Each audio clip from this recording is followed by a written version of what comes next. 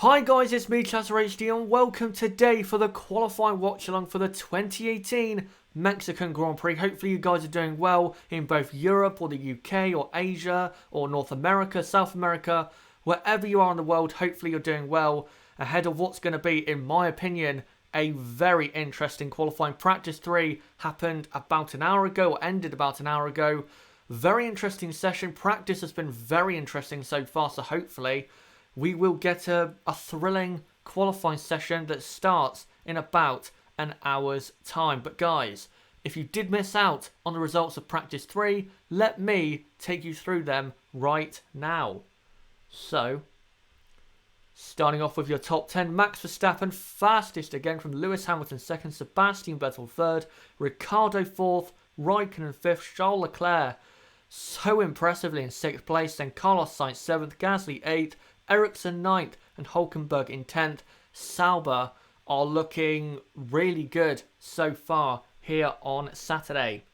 And then in the bottom 10 is Ocon, Perez, Grosjean, Van Dorn, Alonso, Hartley, Sirotkin, Stroll, Bottas. We'll get on to why he was in 19th in just a moment. And as well for Kevin Magnussen down in 20th, not setting a lap time. But that's what happened, guys, in practice 3 ahead of qualifying. But now, as ever, let's preview all the teams and how they're going to do in qualifying today.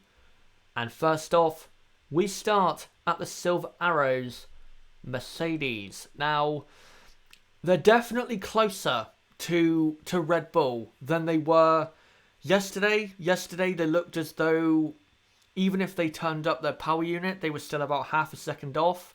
I do think they'd had their power unit turned down, and I think they even said that their engine was turned down considerably yesterday. But I think the conditions today being a bit cooler and not as hot, as it was so hot yesterday, and it was really hurting Mercedes and also Ferrari. It's definitely helping Mercedes get closer to Red Bull. I still don't think they have a good enough car to get pole position, but of course with Lewis Hamilton at the wheel, you never know. Just look at what he did at Singapore. We never thought he was going to get pole there, and he was on pole by an absolute mile. So there is a possibility that if Hamilton produces an amazing lap, he can get onto pole. But realistically, I just don't see it. But for Valtteri Bottas, it's not looking good coming into qualifying, as during practice 3, about halfway through, his car stopped out on track with a hydraulic issue. So not good for Valtteri, and that is going to require, I believe, a complete change of his power unit.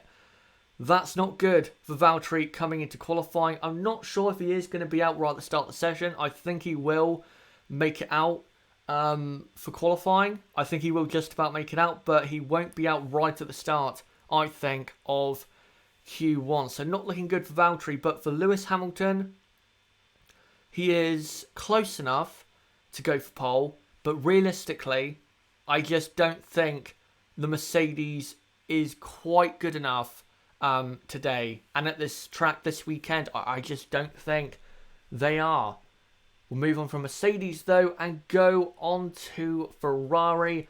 Also looking a lot better than they were yesterday. The hot conditions yesterday did affect them compared to today, where so far in practice 3, with the cooler conditions, even though the Ferrari likes hotter conditions, it was almost like yesterday it was too hot, even for that Ferrari car. So in the cooler conditions today so far, Ferrari are definitely closer, and they have definitely turned their power unit up a lot compared to yesterday. They were recording very, very high top speeds in practice 3, miles clear of the Renault-powered cars, and definitely clear of the Mercedes-powered cars. So I'm just clearing my throat there. So yeah, definitely they've turned it up for practice 3, and they are going to turn it up a lot for qualifying. So maybe that might put them right up there if they have enough horsepower. But of course, at this altitude and just at this track and the conditions surrounding this race, that doesn't necessarily matter. So again, even if Ferrari have even more to show from their power unit, it might not be enough. So we'll have to see. I will say though, in practice 3, even though they turned their power unit up a lot, they still weren't massively fast compared to where I thought they would be. I thought they'd be faster than they were in practice 3, but they just weren't. So still not looking great for Ferrari, but I think in qualifying they will produce, if they don't bottle it, which we know they can, I think they will produce at least a decent result here in qualifying. And then we move on to Red Bull, who for me still have the fastest car. Max Verstappen fastest in practice 3, about a quarter of a second clear of the rest of the field. Normally, when Red Bull are fast on a Friday, normally by Saturday morning after practice 3, you can quite clearly see that they've dropped off and that they're not at the top anymore, but they're still right there with Max Verstappen at the top. And he could definitely, this morning, he could definitely have gone faster. He was held up quite a bit. So was Daniel Ricciardo, who was in 4th. So if they both get clean laps in Q3, I don't see how there won't be a Red Bull on pole unless they have, reliability issues or just some freak accident, I guess. I just don't see how Red Bull won't be on pole. Their car is clearly ahead of the Mercedes and the Ferrari when their car is working. But there are some issues still. Max Verstappen, of course, did break down yesterday with I think it was an energy store failure. He did have battery issues in practice 3. He was complaining that the battery was not charging on his cooldown laps, to go to another flying lap. He was complaining his battery was not charging. So hopefully that does not, as an issue, that hopefully that doesn't rise again, because he needs everything he does to get pole. And I think, again, if Red Bull don't have any issues, they should be on at least pole position. But guys, what do you think about those top 3 teams? For Mercedes, if Lewis Hamilton produces an amazing lap, will that get in pole position? For Ferrari, now that they've turned up the power unit, do you think they can go for pole position? And for Red Bull, do you still think, like me, that it's theirs to lose and that they are the team to beat ahead of qualifying? Put in the chat right now and I will read out your comments and answer any questions. Right, let's take a look at what you guys have to say. By the way, thank you to the 70 people watching live already. Thank you very much for coming along. And by the way, if you're new, don't forget to subscribe for more content like this, either bottom right of the screen or click on my channel name, go to my channel page and hit the subscribe button. Nathan says, not sure Red Bull will get pole, but definitely top 3. Not too optimistic there for Red Bull. Okay. A good day to Niblo in the chat. Nice to see him along. Sebastian says, this is his prediction, it's Max to be on pole from Vettel 2nd and Ricciardo in 3rd. Definitely, I could definitely see that for sure. Hallam899 says Max 1st, Ricciardo 2nd, Vettel 3rd. Simon Cragland, I could imagine at least one of the Red Bull drivers will retire this weekend.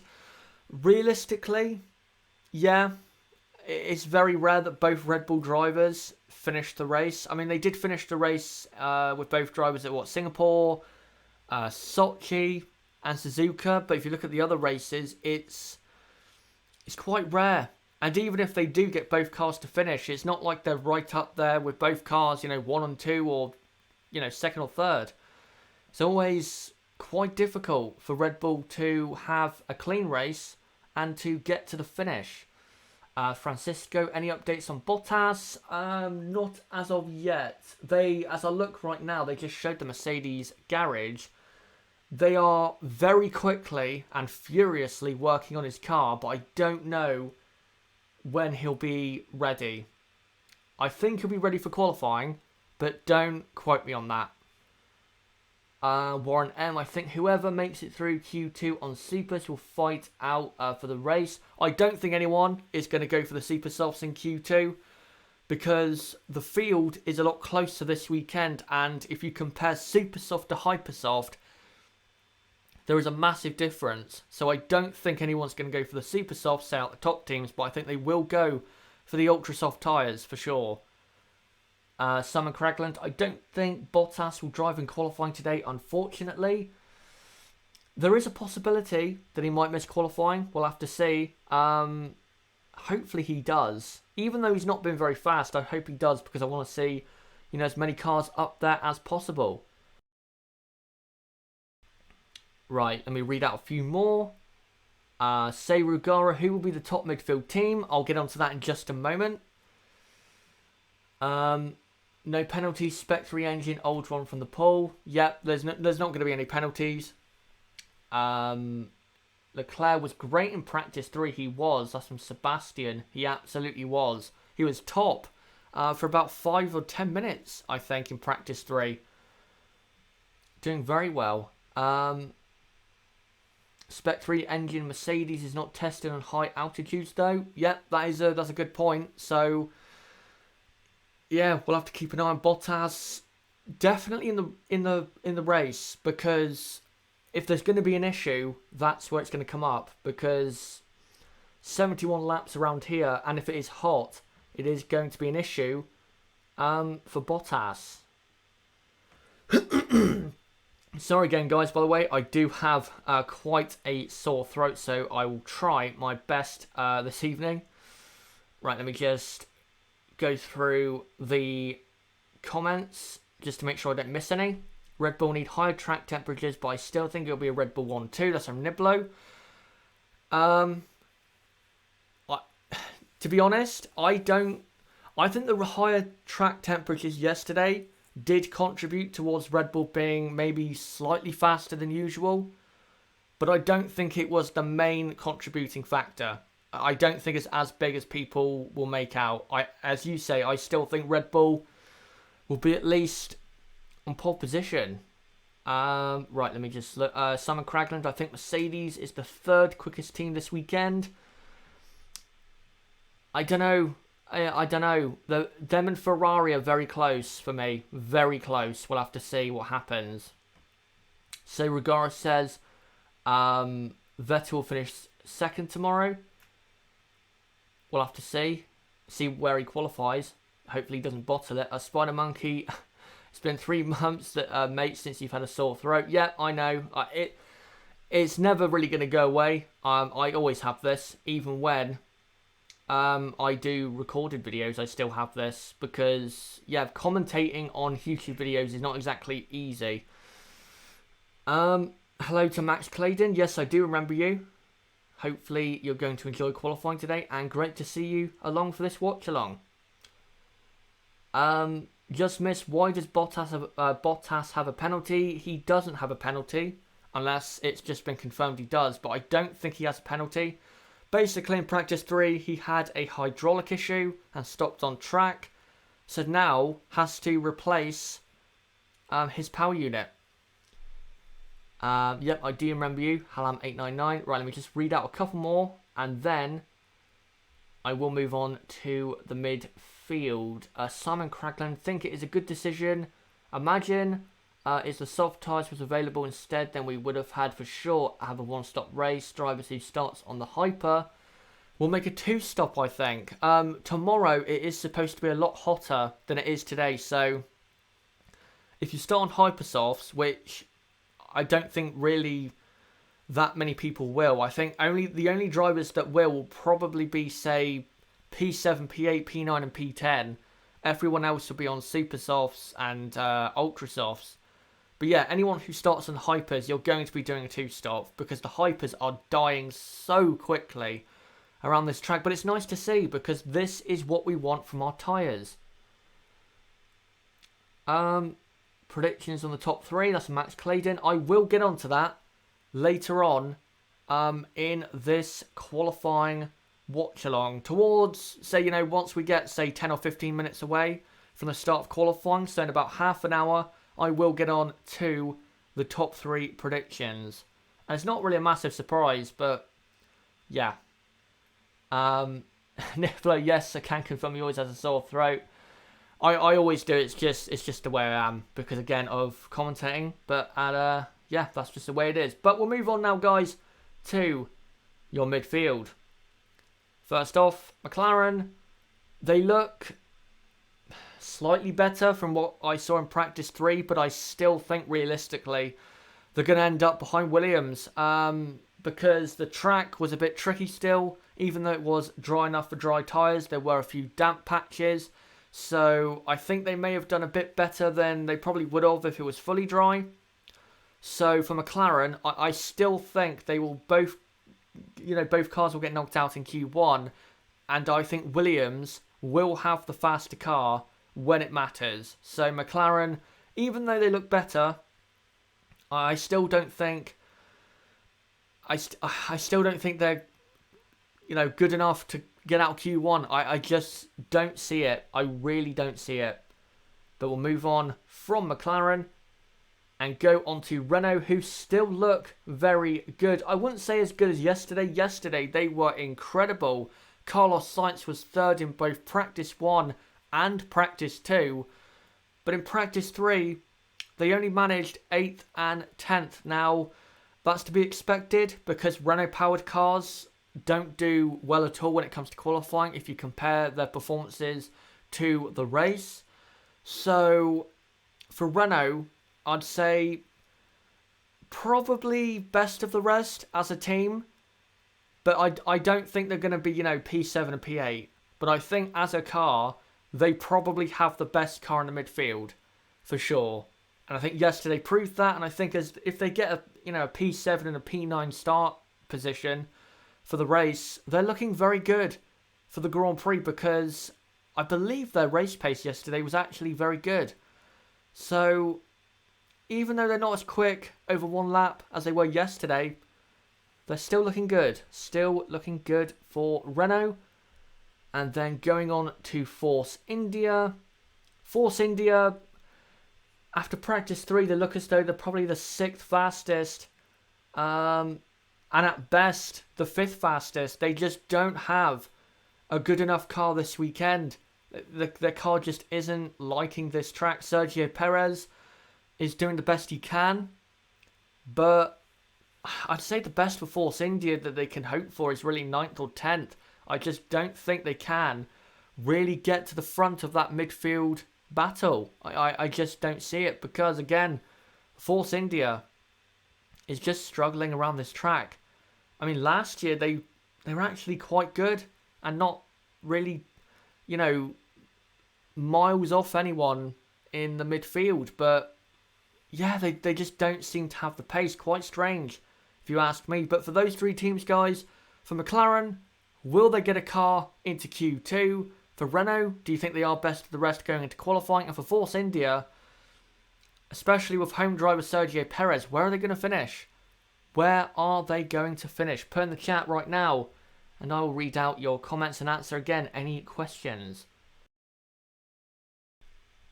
Right, let's take a look. By the way, again, thank you to the people watching live, getting up to about 100 now. So thank you very much. And again, if you're new, don't forget to subscribe. Right, Simon Craiglin, McLaren is not really has not been really awful this weekend. I think they will be quicker than Williams this weekend. I think Alonso will beat Magnussen actually. I disagree because after yesterday, even though the Renault and the Red Bull, basically the Renault powered cars excluding McLaren, did well, McLaren were right at the back still. So I cannot be as positive. I really can't. I really cannot be as positive. I don't think McLaren are going to have a good qualifying. I don't think they're going to get a car into Q2. Their car all around is just so bad. There's nothing positive about the car. Aerodynamically, poor. Straight line speed, probably the worst on the grid because they have the worst engine now and their car is so draggy in a straight line. So they have the worst car in a straight line and one of the worst aerodynamically on the grid. I just don't see how that package can possibly do well here in Mexico. Niblo, Renault clearly best of the race on race pace. They were missing or they were mixing it with Ferrari and Mercedes yesterday, need a hot Sunday.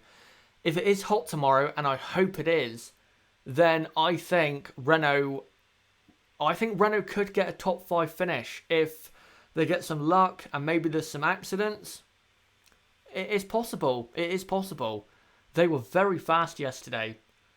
And it's kind of a trait from their days as Lotus. If you remember back when they were Lotus, the Lotus performed well in hot conditions and they were always good on race pace and good on their tyres. And the Renault is pretty much the same. They haven't lost that trait. So, yeah, if they can, tomorrow, if they start, say, 7th and 8th or 7th and 9th, they could have a very competitive race. Just looking, Warren M. I just want to see Hartley be best for the rest of this weekend. That error update might do it. Yeah, he has had an error update for his car, and it has definitely worked. In practice 3, he wasn't really that quick, but I don't think he got a clear lap. I think there was a lot of traffic, and I just don't think he got a clear or clean lap in practice 3. Say, regardless, the McLaren package can do well considering Red Bull and Renault are doing great. Again, yesterday, that kind of disproved that. Red Bull and Renault were doing well, but McLaren were at the back. So I don't think that's true. Just because Red Bull and Renault are doing well doesn't mean McLaren are going to do well, unfortunately. I thought if Red Bull and Renault were doing well, then McLaren would be as well coming into this weekend. But after seeing, practice yesterday, it's just not the case. Right, let me just read through some final comments, Spider Monkey. But remember, if Force India have bad qualifying, they're going to have a good result in the race. Yep. Well, if they, if both cars qualify outside the top 10, then that's great for their race because then they can start on the harder compound. Nathan, does anyone else think Seb should start to relax now that the championship is over? If he has a clear head, he can go for good results and start strong next year. Right now, no, he's not going to relax because the championship has not officially, ended. And there is still a possibility the championship can go to Brazil. Vettel wins the race and Hamilton retires. Then the championship goes to Brazil. I don't think that's going to happen, but it's a possibility. Until Hamilton wins the championship, Vettel won't settle down and relax. And I guarantee you, if Hamilton wins the title this weekend, which I think he will, I guarantee you Vettel will go and have a very, very good Brazilian and Abu Dhabi Grand Prix. I guarantee you. He did it last season. And I think he'll do it again. Because it's just, when the pressure is took off of him, he's great. And I think I've said this for the last year or two. When there's no pressure, Sebastian Vettel is a very, very, very good driver. One of the best on the grid. But when there's pressure, he's not even top 3 on the grid when there's pressure on him. He's not. And anyone can debate me on that. I don't care. When there is pressure on him, he is not in the top 3. Not at all. But when there's no pressure, he's right up there with Lewis Hamilton. And I think that just shows you one of the main weaknesses of Sebastian Vettel. When there is pressure, he just folds. He just melts away. Hello to Prussia, who's joined the Watchalong. Great to see you along. Right, let me just read one more. I think Warren M. I think Renault will be 4th and 5th if Bottas has to start from the back. That would be an amazing result for Renault. We'll have to see what they do in qualifying. Hopefully Renault do have a good result. But we'll move on now to the rest of the midfield. Starting off with Williams. In practice 3, didn't look too great. But again, I think in qualifying, they will end up having the faster car than McLaren. They might not necessarily finish ahead of both McLarens. But I think, from what we'll see, I think we'll pretty much get a good indication that Williams are better than McLaren this weekend. They're about the same, I'd say, with McLaren, if not slightly better. Yesterday, they were better than McLaren. So, yeah, I think you should look out for Williams and McLaren in that battle at what is the back of the grid? That's so sad to say. Them two battling for, the back 2 rows of the grid. Next up is Toro Rosso.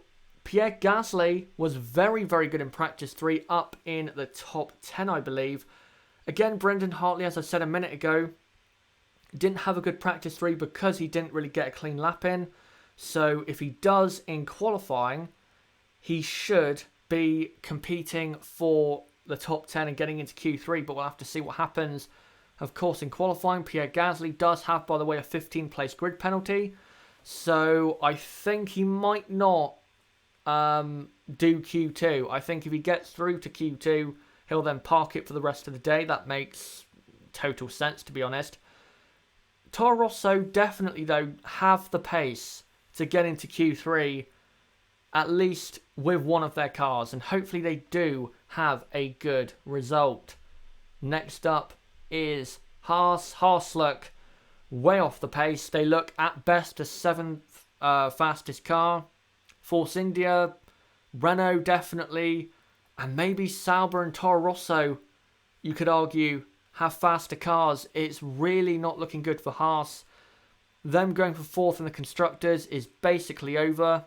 I don't see how they can get a car into the top 10. Both drivers have been struggling so much, especially Kevin Magnussen. By the way, K-Mag did not do practice 3 because of an intercooling issue, I think it was.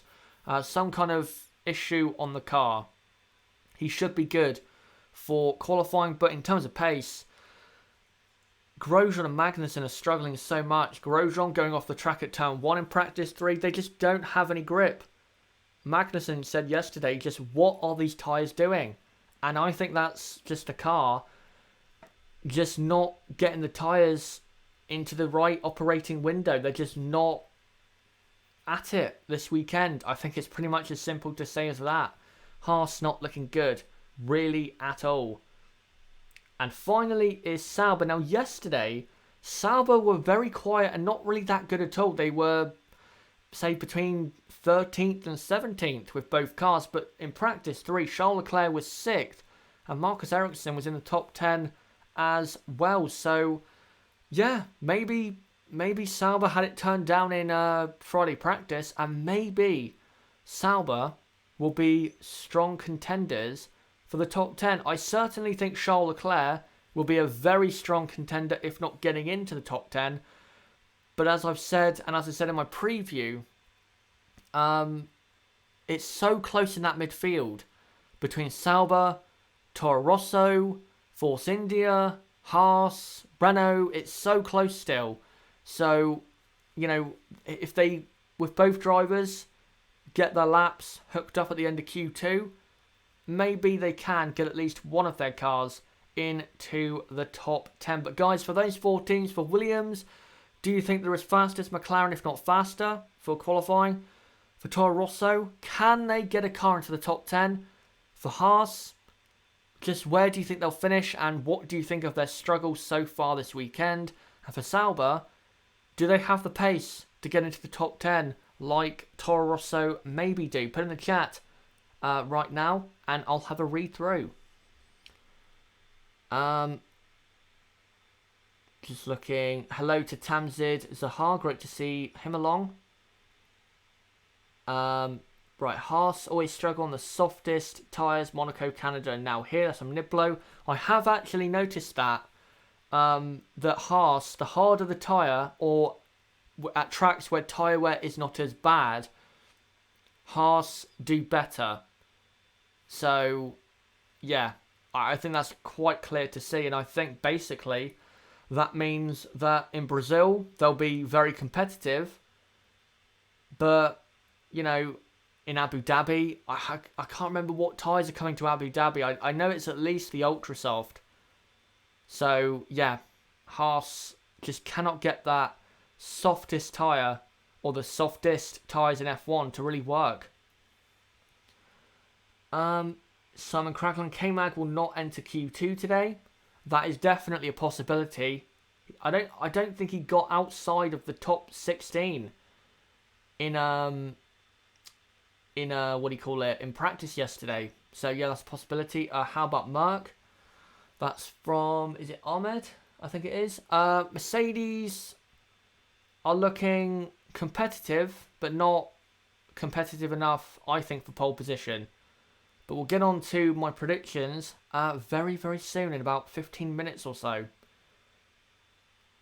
Any updates about the weather, Chaz? I'm just looking now. It's still dry at Mexico, but it can change, of course, on a dime. So we'll have to see. Peter, what the position's right now. Qualifying has not started yet. Qualifying starts in half an hour. Tonka Toy Truck, I would really like to see Max and Ricciardo duke it out on the track. So would I. Be great to see. Ahmed says Red Bull for pole and win.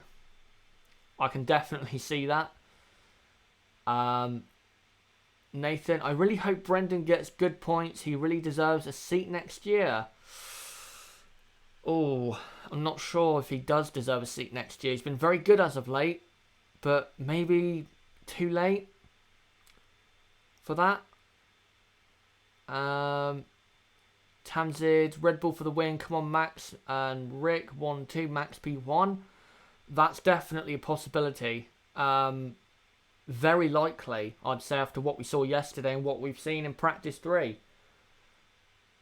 How about Toro Rosso in the top 10? As I just said, I think they can get one car in. Both cars, probably not. Again, I don't think Pierre Gasly's going to do Q2 because he has a 15-place grid penalty for race day.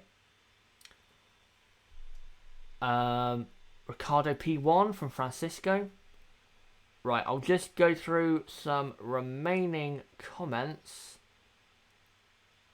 Hallam 899. Both of the Red Bull drivers are better than Vettel in my opinion. Oh.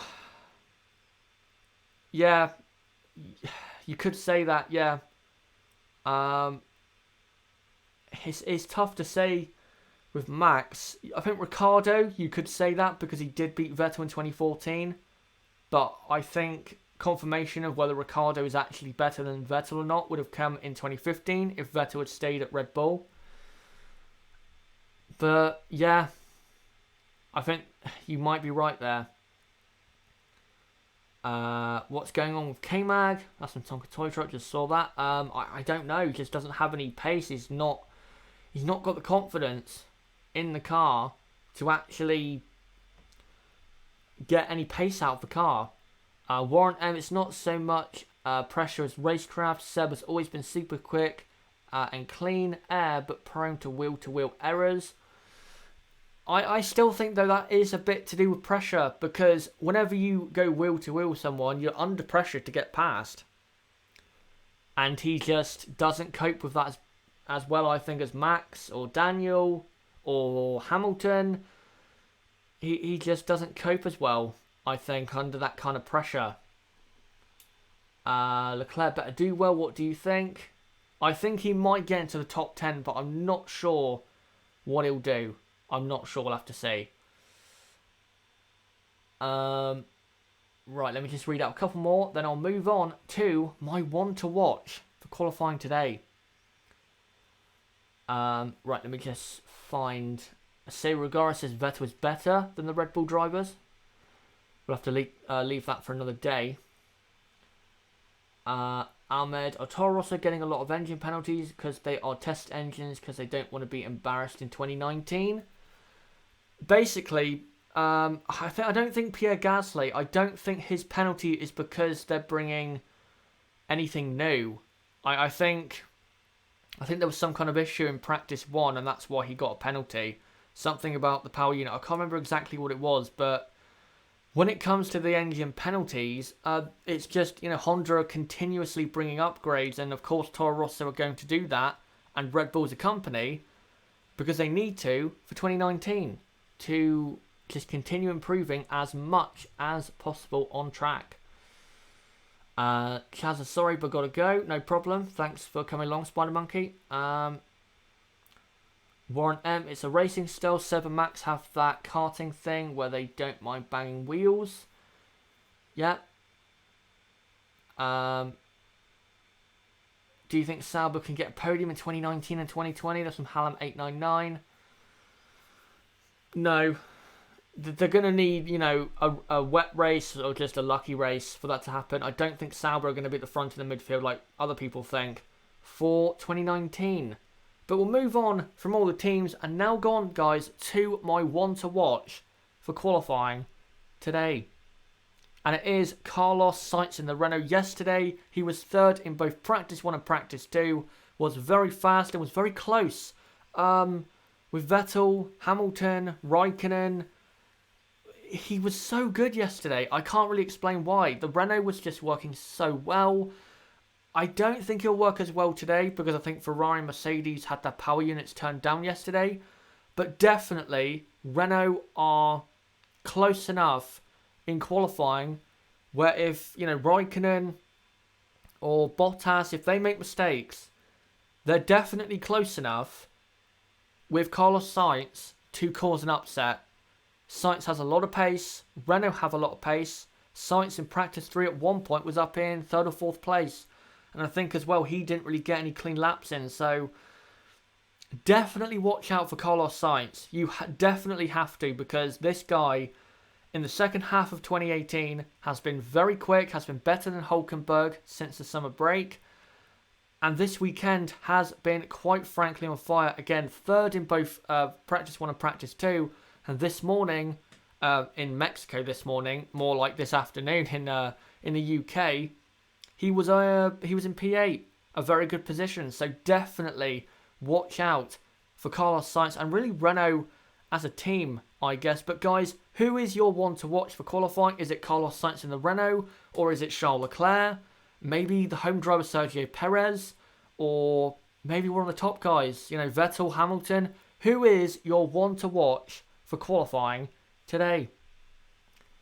Right, by the way, thank you to the 135 people watching live. Great to see you here along for the qualifying watch along. And as well, if you are new, don't forget to subscribe on the bottom right of the screen or click on my channel name and go to my channel page and hit the subscribe button for more content like this. We do this every race weekend and we'll be doing this for the last 2 races as well.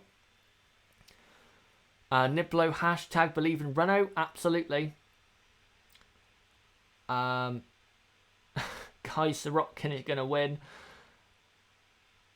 Louise says Lewis Hamilton.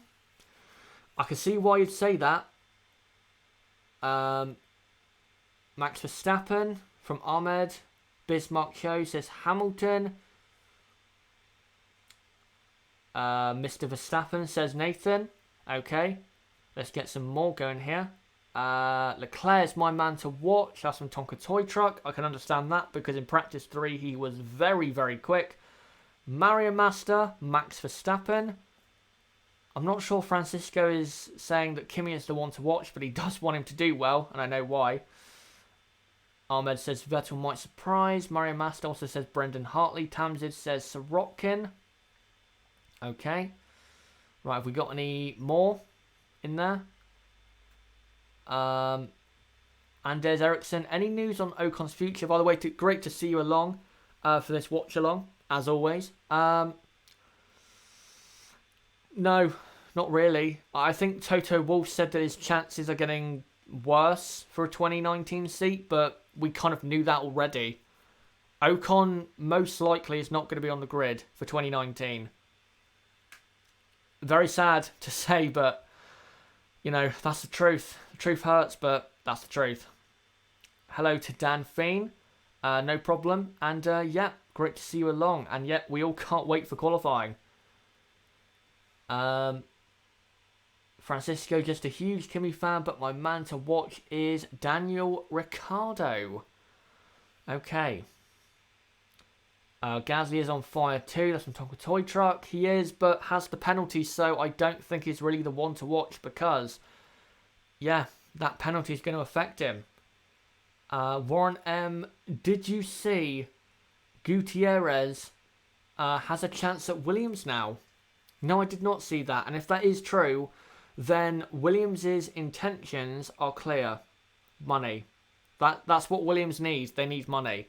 And unless Ocon with Mercedes can give Williams more money than Sorokin or maybe Gutierrez if he is actually going for that seat. By the way, Jonathan, note it has not started yet. Qualifying starts in 20 minutes. Unless Ocon and Mercedes can give Williams more money than Sorokin and Gutierrez if he is going for the seat, or Kubica, then Ocon's not going to get the seat. It's as simple as that. Williams are looking now for the driver out of their choices that has the most money. That's it. If Sorokin has the most money, then he will get that seat. Ahmed, want to watch is Ricardo. Wrong, Esteban Williams. That's a Mario Master. Right, I'll just read out a couple more.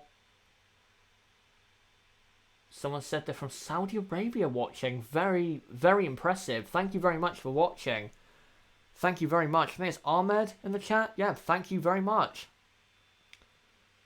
And as Tonka Toy Truck says, I might as well say now, by the way, if you have not joined our community further on Discord, a great place to keep up to date with me and my content, a link below to our Discord server is in the description. So go ahead and join the community over there. We're getting up towards 80 people now in that server. So great. It would be great, to have you along. Please, Sorokin, go to Q2. That would be, that would be good to see. He has worked very hard this season. But guys, it's now time for my predictions for qualifying here in Mexico City for the Mexican Grand Prix. By the way, guys, once I've done with my predictions, you can fill up the chat with all of yours for the next, I'd say, 20 minutes to half an hour. So, who am I going to go for pole position? Not really a surprise. I'm going for Max Verstappen. He has been first and fastest quite clearly in practice 1, practice 2 and practice 3. And I just don't see how Max can be stopped. This time last year, he narrowly missed out on pole position against Sebastian Vettel. And the Red Bull, compared to last year, is definitely better compared to Mercedes and Ferrari. Max has been stunning this weekend. And I just don't see how Max can be beaten in qualifying. I just don't see it.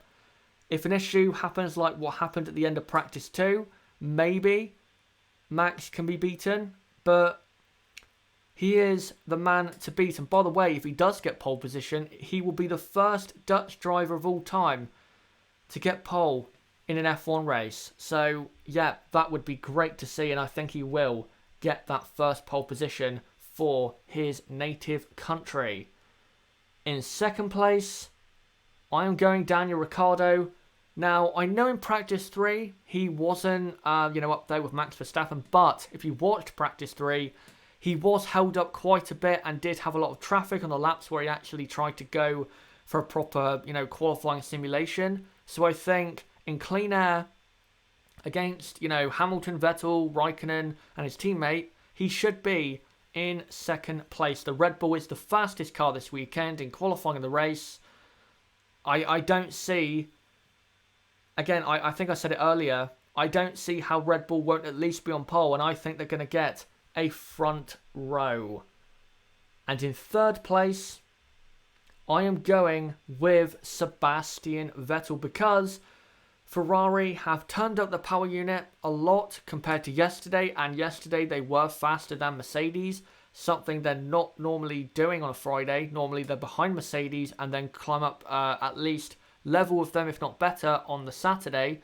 So I think Sebastian Vettel will be in third place. The Ferrari should be quick enough to do that, but don't be surprised if Lewis Hamilton ends up in third place. He can, of course, produce a great and stunning qualifying lap. But guys, what are your predictions for qualifying today?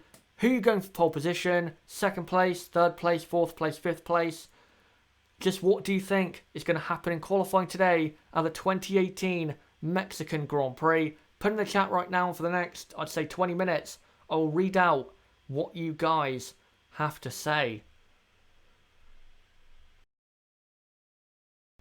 Right, let me just cut to that image. I'll cut to a couple of images before we get properly into qualifying.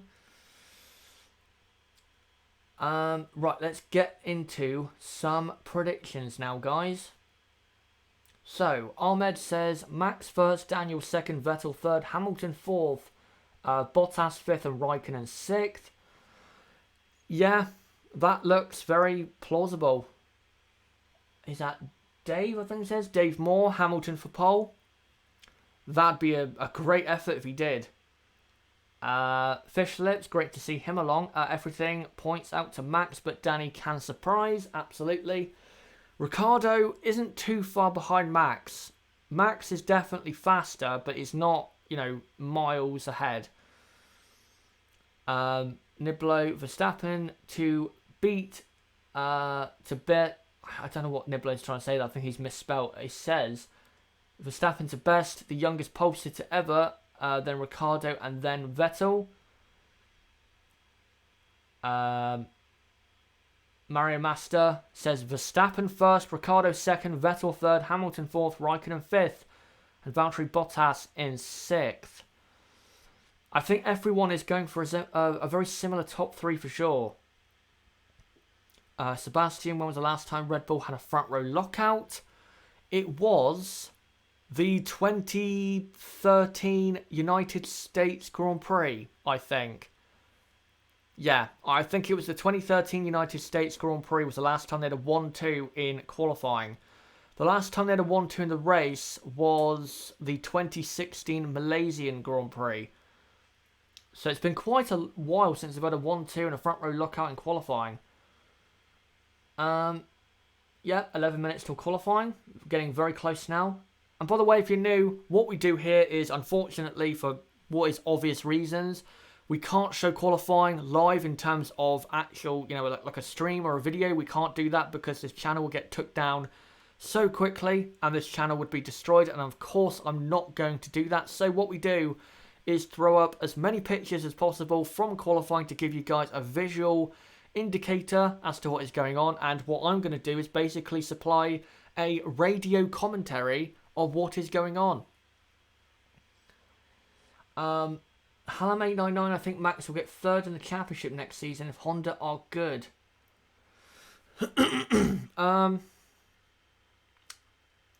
I wouldn't be that ambitious. I don't think it'll be that good for Max. I think fourth, more like, instead of third. Andrew Drury, will Bottas's car be fixed in time? I don't know. I think it will, because when I looked last, he had his, front wing and all of the nose back on the car. So I think he will be out for qualifying. I just don't think he will be out. I don't think he will be out, right at the start of the session. It'll be like with maybe 5 minutes to go. Nice to see that Tamzil is on the Discord. By the way, again, with the Discord, I know the YouTube notification system is broke. The best way to get notifications for my videos is Discord.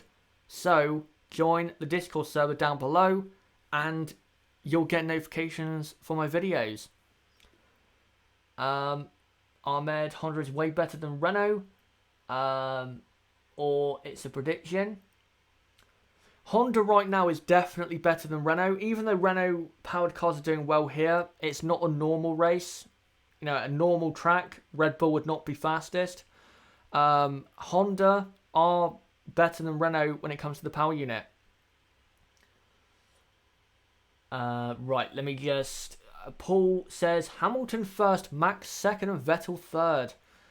That would be some top three. That definitely would be a great top three for the race.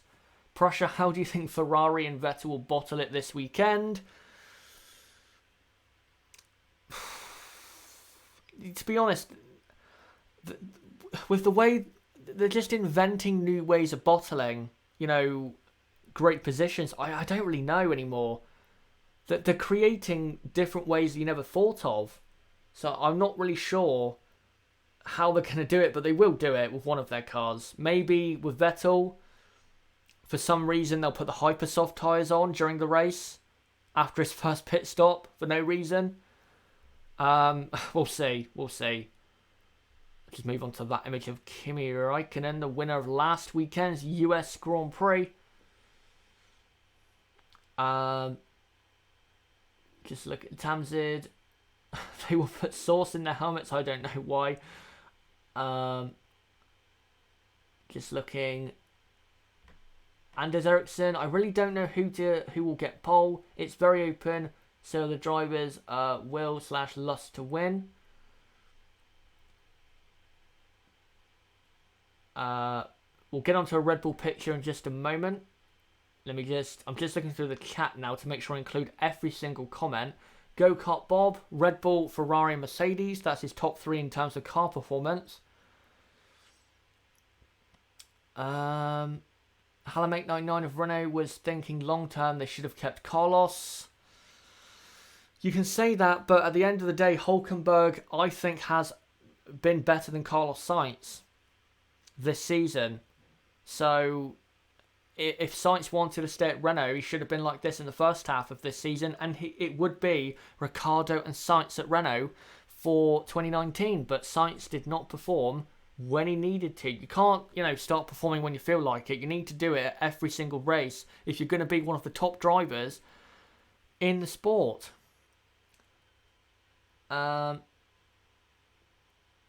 Just look, Hallam899, I think Charles from Ferrari next season will be between 3rd and 5th. Okay. Right, just let me find a couple more. Actually, I'll just move on to the Red Bull picture quickly. There you go. Going through the end of the S's, a great part of the track. I think I just saw a couple there.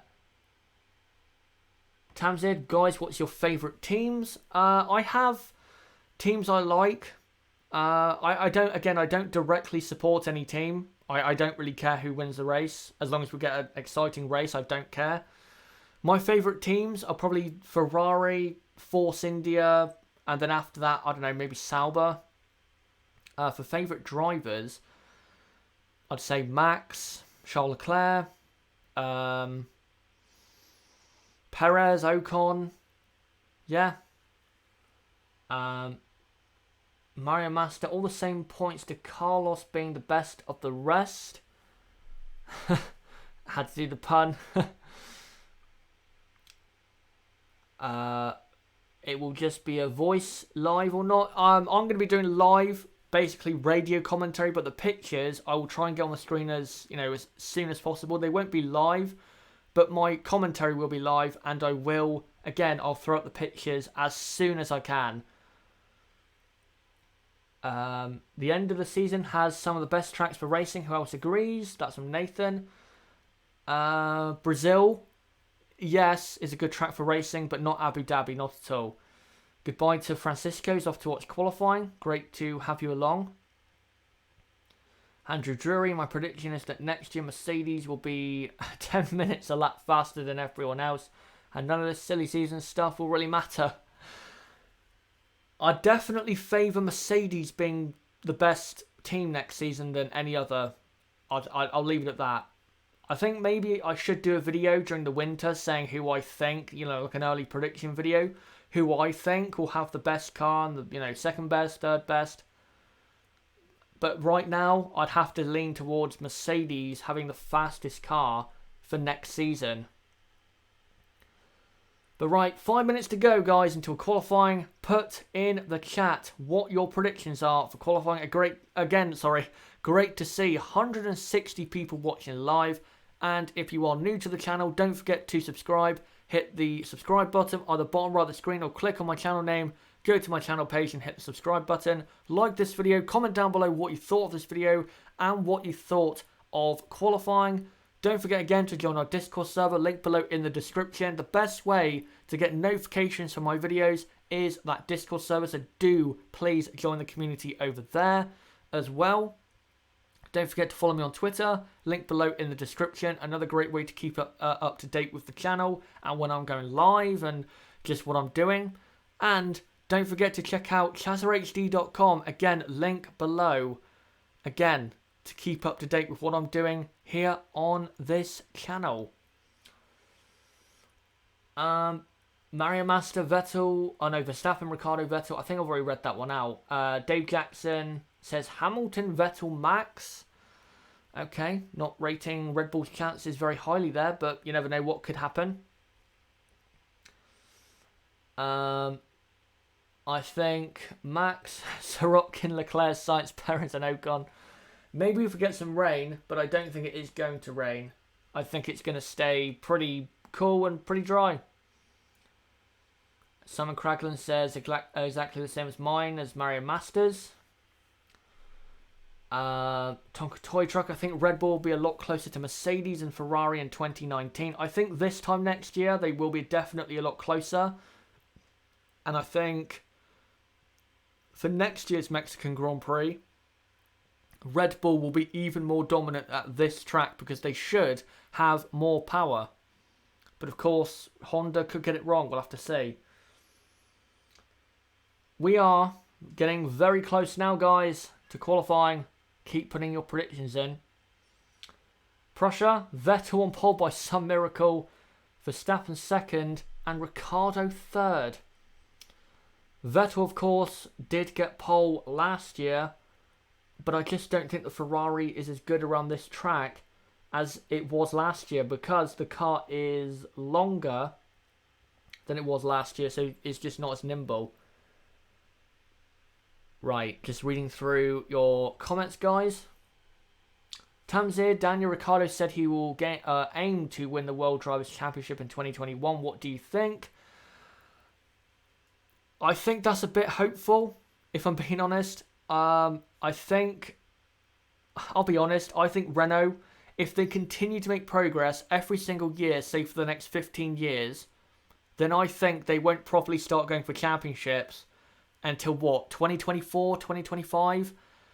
Because they're about second and a half right now between Mercedes, Ferrari, down to Renault. Now, a second and a half can be gained in 2 seasons. We've seen evidence of that. But realistically, most of the time, that's not possible to catch in such a short amount of time. So I think, I think if Renault continue to make progress for the next 10 or 15 years, they'll start going for championships 2024, 2025, 2026. 2021, they should be starting to properly go for podiums and consistently start getting podiums by 2021. But if they're not getting podiums by 2021, then I'm afraid they're going to have to make major changes to that team because they should be at that podium level by that season. Andrew Drury, Ricciardo probably wouldn't mind if Hulkenberg or Sainz overtook him. Prussia, what team do you think Schumacher Jr., that's Mick Schumacher, will enter F1? Sauber. If he does come into F1, it will be Sauber. Oh my god, you're already halfway to 2k subs. Yes, I am. And the channel, I have to say, to you guys, thank you very much. The channel has been growing so much since we restarted the channel in July, start of July. So, yeah, thank you guys very much, for the growth. Right, I'll try now and start to load up and get some pictures going. Of course, they need to actually appear first, and they have to be good. So, keep putting in the chat, guys, your predictions and what you think ahead of qualifying. And I will do my best to read out as many as I can, as we're about 1 minute away from the start of qualifying. By the way, I will try and read out the order as much as possible. I know that was a small complaint in the US Grand Prix, but I'll try my best to read out as much as possible. But if there's something else going on, guys, then you have to understand. I have to concentrate on talking about that. Right, let me just see what you guys are saying. Guys, hold in the music, and yep, he goes ahead and does the music, even though it happened about 5 minutes ago. Go ahead. Vettel on pole, that's from Dexter Hall, and he says Lewis second and Max third. Couple people going for Vettel on pole. That's interesting. But qualifying is now underway, and Pierre Gasly is the first out on track at the start of Q1. The track is not fully dry, but it's definitely dry enough for the dry tyres. Pierre Gasly out on the circuit. And he's coming through. He's just coming through turn 3 now. He's the only guy on the circuit right now. So we'll just wait to see what he does. Hallam899, what other sports do you like? Football. What other sports? I think UFC. You know, that's pretty much it. But F1 is the main one, absolutely. And that's never gonna change. Right, just waiting for a picture, guys, to appear, and then I'll post it out. As Lewis Hamilton comes out to the track on ultra soft tyres, by the way. Interesting. I thought he would have saved a set for Q2. As just watching the screen, Pierre Gasly is about to start his qualifying lap. He's at Q3, just started. Norbert, Q1 has just started, so you've joined at the best time. Qualifying has just started, so get ready for the next hour of qualifying. As Pierre Gasly now starts his lap and goes down, I think, what has to be the longest straight in the sport.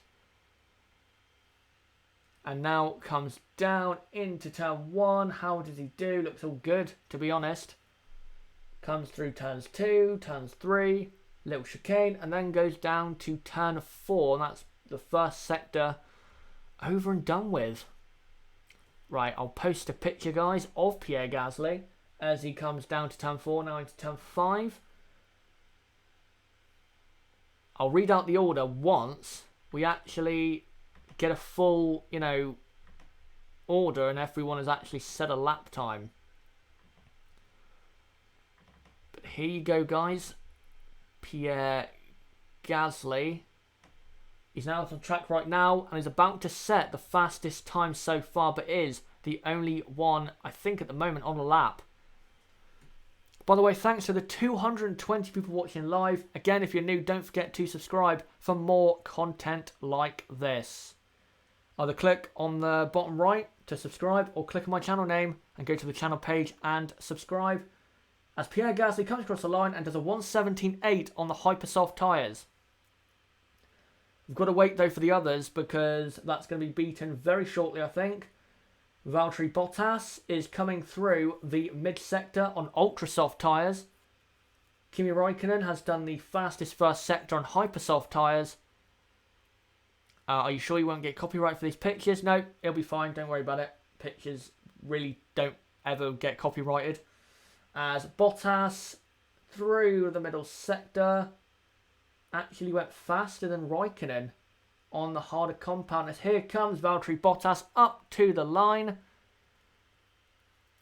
and does a 1:17.1 does Valtteri Bottas, as Kimi Raikkonen does a 1:16.5 on the hypersoft tyres. So yeah, that's all good. Jason Miller, hey bro, good buzz, keep up the quality stream. Thank you very much for that. And again, if you're new, then don't forget to subscribe. We do this every race weekend, and we'll be doing this as well for 2019. Vettel now goes fastest on the hypersoft tyres, a 1:16 flat. So, yeah, that's the fastest time we've seen this weekend. As, just looking, so Charles Leclerc is now coming through the mid-sector. What can he do? Very impressive in practice 3. And comes through and is only second off Sebastian Vettel. So Leclerc looking good so far in his qualifying lap. As he now comes through to the final corner. And he's probably going to go up to 5th, I'd imagine. And here he comes. No, goes 6th behind Marcus Ericsson. Ericsson went up to 5th. Very good lap. Just waiting for, well, the 2 Red Bulls, the 2 Renaults, the 2 McLarens, and Brendan Hartley have not gone out for a lap as of yet. what's going on here for Sergio Perez. I think just showing him because, of course, he is the home driver, wants to do well in front of his home fans. He's on the hypersoft tyres, him and O'Connor on their outlaps. And so is Perez. Yeah, Perez is going for the lap now. So here we go for Sergio Perez. Round the final corner, and he starts his first qualifying lap at his home Grand Prix. Comes down the straight towards turn 1. I'll mention what the order is once everyone sets a lap time. We have half the grid have not actually set a lap yet, so there's no point me saying who's in what position until everyone does their lap. Note, by the way, this is Q1. This is not Q3. We are about halfway through Q1. Right, here you go. There's another picture of a Toro Rosso, as Sergio Perez is now coming through the mid-sector. No problem for the people asking in the chat. Sergio Perez is coming up to the mid-sector. How far off is he, Vettel? Not bad, actually. He's only 0.6 off. Very good from Sergio Perez. Lewis Hamilton is going for another lap on his ultra-soft tyres as Kimi Raikkonen goes faster in second place. I've noticed, though, in the middle sector where the tyres are getting used up, so much, the ultra-soft is performing better than the hyper-soft. And that points towards the hyper-soft just degrading a lot. Here comes Lewis Hamilton. Goes third. Only 0.3 off Vettel. So very good there for Lewis Hamilton. Right, we have 1, 2, 3, 4. We have about 7 cars yet to set a lap. So once they all set a lap, guys, I will read out your order going into the final run of Q1. As just seen a replay of Sebastian Vettel into turn 1. He's going to lock up. Oh, he locks up both tyres and goes across the grass, I think he may have done. Not good there for Vettel. But yeah, Vettel is fastest, by the way, from Raikkonen second and then Hamilton third. But again, let's wait until the rest of the guys complete their laps and then we can read out the order. Max Verstappen and Daniel Ricciardo are on their outlaps. Charles Leclerc, by the way, has gone up to P6. Sergio Perez, P5. Yep, here comes the Bulls. They're about to set an amazing lap time, most likely.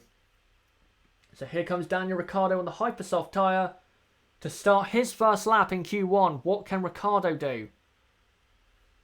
Here he comes, down the start-finish straight. Red Bull, of course, not losing as much time down the straights as they would normally, say, at a track like Brazil. Comes through, turns 1, 2, and 3. Car looks very, very good. Opens the DRS and heads down to turn 4. And it's actually 1/4 of a second slower than Vettel in the first sector, but that is the sector where Red Bull are the weakest. From now on, it's all about corners. Exactly what Red Bull loves. As Ricciardo now comes into the S's. Here he comes. Through the S's, looking very, very good, that Red Bull car. And where is he in terms of lap time? 1/4 of a second up on Sebastian Vettel after the middle sector. The Red Bull in the mid sector is unbeatable. And here comes Ricciardo into the final corner. And where will we go? Probably fastest. And here he comes across the line. And he does by 1/4 of a second. Faster than Vettel. By the way, someone I just saw was asking, what are the top speeds? I'm going to post an image. By the way, that's a new track record that Ricciardo's done there. As Max Verstappen is on his lap. Let's see what he does. It looks as though he's going to go slower than Ricciardo. Oh, fighting the car in the last corner. But he does go faster, a tenth faster. Right, I'm just going to post this picture. It's a graphic. Let me just find it. It's a graphic showing the top speeds of the cars so far. This won't include the any of the Renault-powered cars, of course, because I think this was done before they actually went out for a lap. So let me just get it. There you go. So those are the top speeds so far. So you can see there Ferrari very, very quick in a straight line.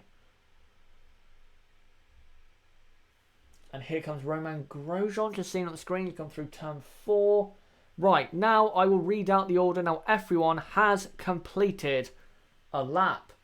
Fastest is Max Verstappen, Daniel Ricciardo is second, Vettel third, Raikkonen fourth, Hamilton fifth, Hulkenberg in sixth, very good there, Bottas seventh, Hartley eighth, Perez ninth, Ocon 10th, Gasly 11th, Leclerc 12th, Sainz in 13th, he's got to improve, Ericsson 14th, Van Dorn 15th, and in the drop zone needing to get out is Alonso, Stroll, the two Haces for Grosjean and Magnussen, as Grosjean is on a lap right now, and Sergei Sorokin.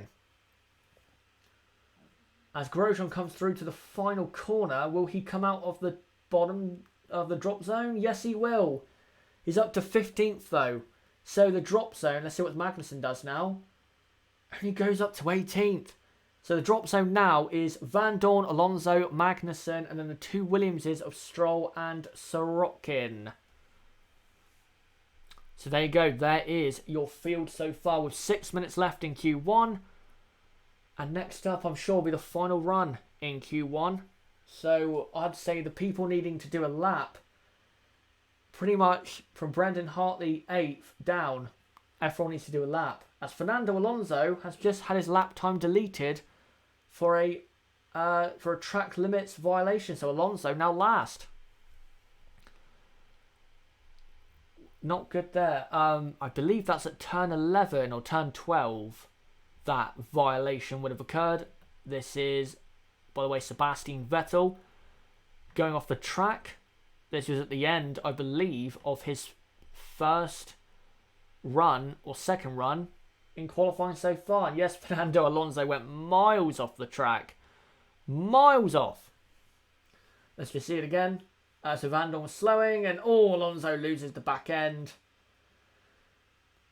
Not sure he gained time doing that, but there you go. This is Hamilton coming through. Oh, that's a bit too slow from the Renault there. Don't know who it was.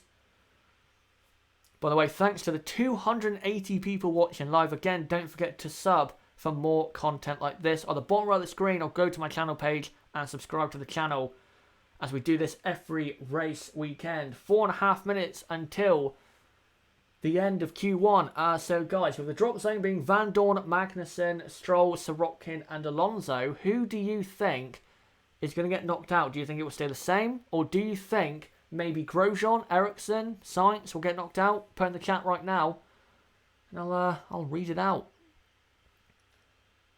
Yeah, Mercedes, I think, are now on hypersoft tyres. Warren M. Fernando rallying again. Yep, maybe he's practicing for what could be a rallying career in the future. Maybe next year. So here we go. Lewis Hamilton, hypersoft tyres. Charges down to turn 1. Let's see what Hamilton can do. I think if he gets the maximum out of this car, he can go probably up to 3rd ahead of Vettel. Dexter Hall says it'll be the same order for the drop zone. Warren M, are the times still coming down quickly? I wouldn't say as quickly as it was last weekend, but they're coming down definitely, because obviously the track is gripping up after the rain we've had overnight. So here we go. Lewis Hamilton has completed the first sector. Valtteri Bottas also on hypersoft tyres. He's gone through his first sector. Now the mid sector, and he's done the fastest middle sector. So Mercedes have good aero in the mid sector. Hamilton goes faster than Verstappen. Very impressive here from Mercedes. Here comes Valtteri Bottas.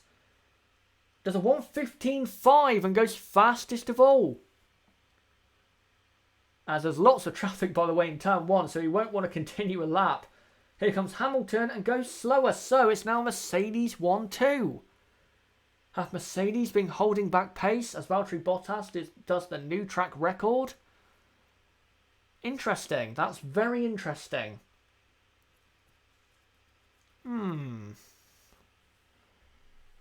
That's definitely boggling my mind there, because I didn't see that coming. Right, let me... I'm going to try if I can. No, I was going to try and find a picture of Alonso going off the track, but I can't. Just go away, please. That's from Niblo to Mercedes. Yep, Hamilton is faster. Oh no, Bottas is fastest right now from Lewis Hamilton. So, I might as well read it out now. The order going into the final laps of Q1 is Bottas, Hamilton, then Verstappen, Ricciardo, Vettel, Raikkonen, Hülkenberg, Hartley, Perez, Ocon, Gasly, Leclerc, Sainz, Ericsson, Grosjean, and in the drop zone and needing to get out is Stoffel Van Dorn, Kevin Magnussen, Lance Stroll, Sergei Sorokin, and Fernando Alonso. And here is Alonso on his final run in qualifying, or in Q1. I'm not going to jinx it. DRS open as he heads down now to turn number 4. 0.3 off after 4 corners. That just shows you how bad the McLaren is. And he now comes into turns number 6 and 7. Car doesn't look too bad, to be honest. Now comes into the S's where the McLaren does not look good. It just doesn't have enough grip. You can see there, just not enough grip. As he comes through now, does not track extend. Is he improving? He's only 0.8 off Bottas, so right now he could go up into the top 10. This track is ramping up. Van Dorn is doing enough to get out of the drop zone. And McLaren a lot better than we thought. Let's see. Alonso got a bit shaky on his rear. And goes up to P7 from last. What a lap. 16.8 from Fernando Alonso. Van Dorn goes 9th. The track is ramping up a lot. Oh, Sainz, you made a bit of a mistake there. You might get away with it though. And now he's in 15th. He needs to get this lap. He goes up to P7. That might be enough. We'll see. Hülkenberg goes P7. It's moving around a lot. Ocon. P6 for Ocon. Romain Grosjean in the drop zone at the minute. He needs to do a good lap. Sergio Perez. P6 for Sergio Perez. Here comes Grosjean, goes up to 12th. Magnussen stays in the drop zone. He's out. Kevin Magnussen is out. And so is, by the way, Sergei Sorokin, who is qualified last. Gasly, P11. Brendan Hartley goes up to 10th. What can Lance Stroll do? I think Lance Stroll is completely... he has completely destroyed his lap. Charles Leclerc goes up to 14th. Van Dorn is now out. Ericsson up to 11th. So both Haces are out.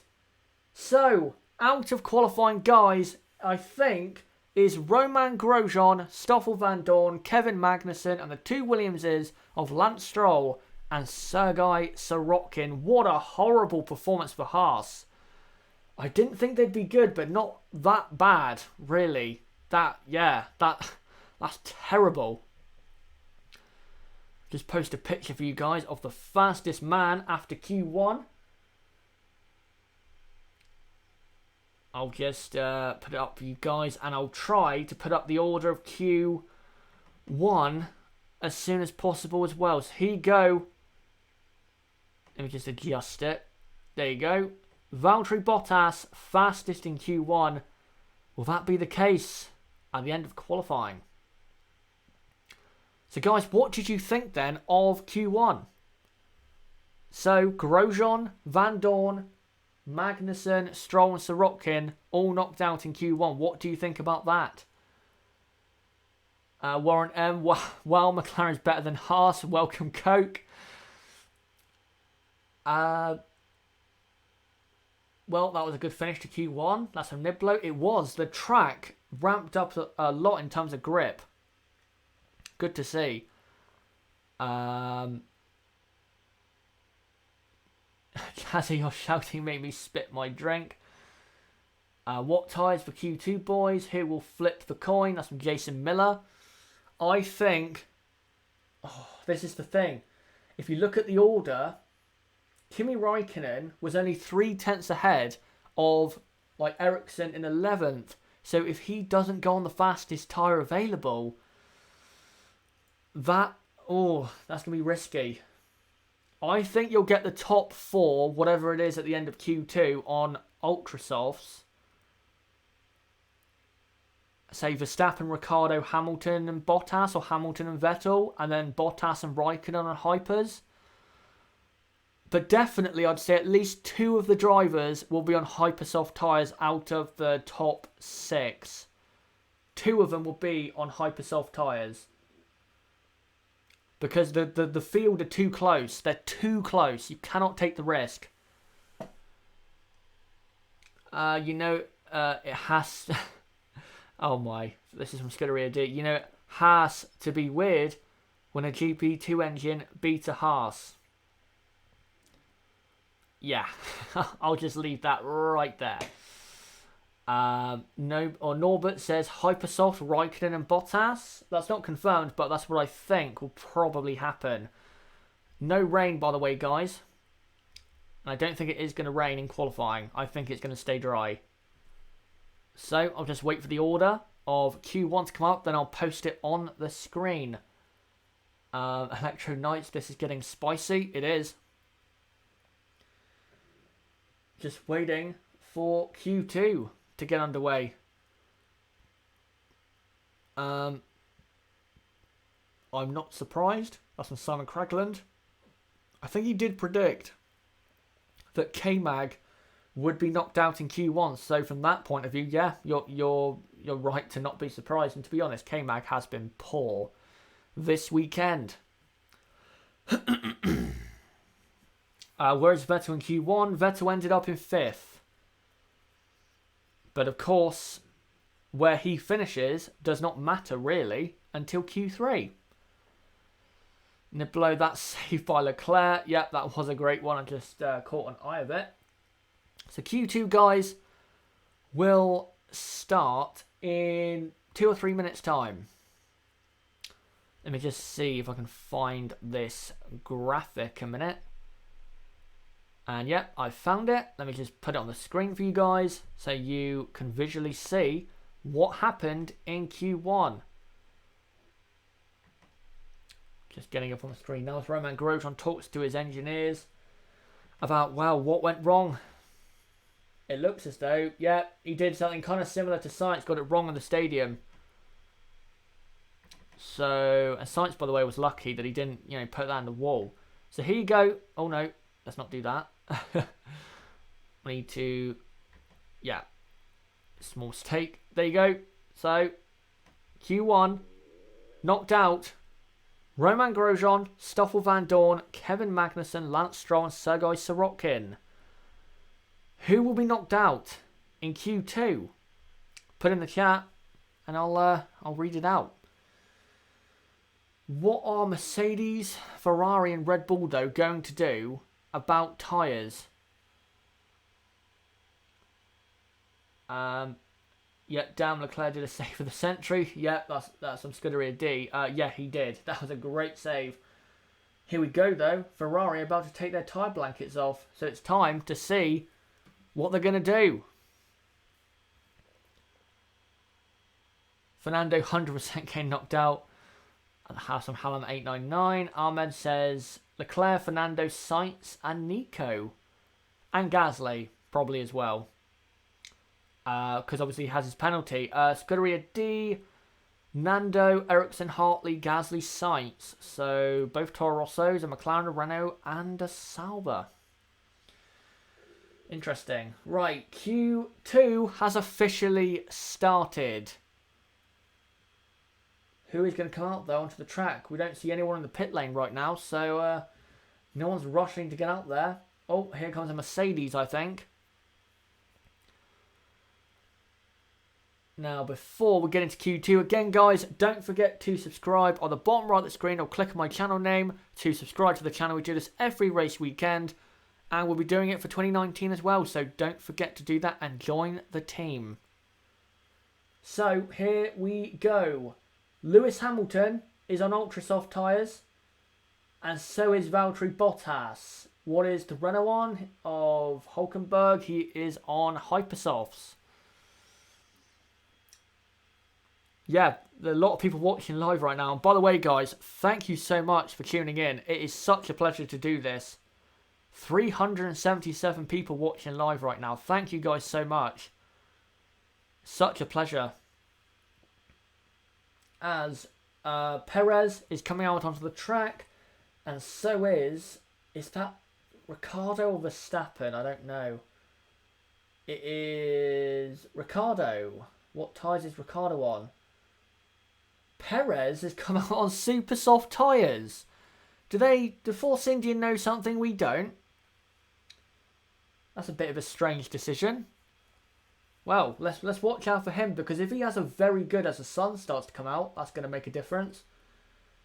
If his super softs work well, then that might provoke the other teams to try the same tyre. So here comes Valtteri Bottas to start what will probably be his only qualifying lap of Q2. And he runs now down to turn 1. It's such a long run.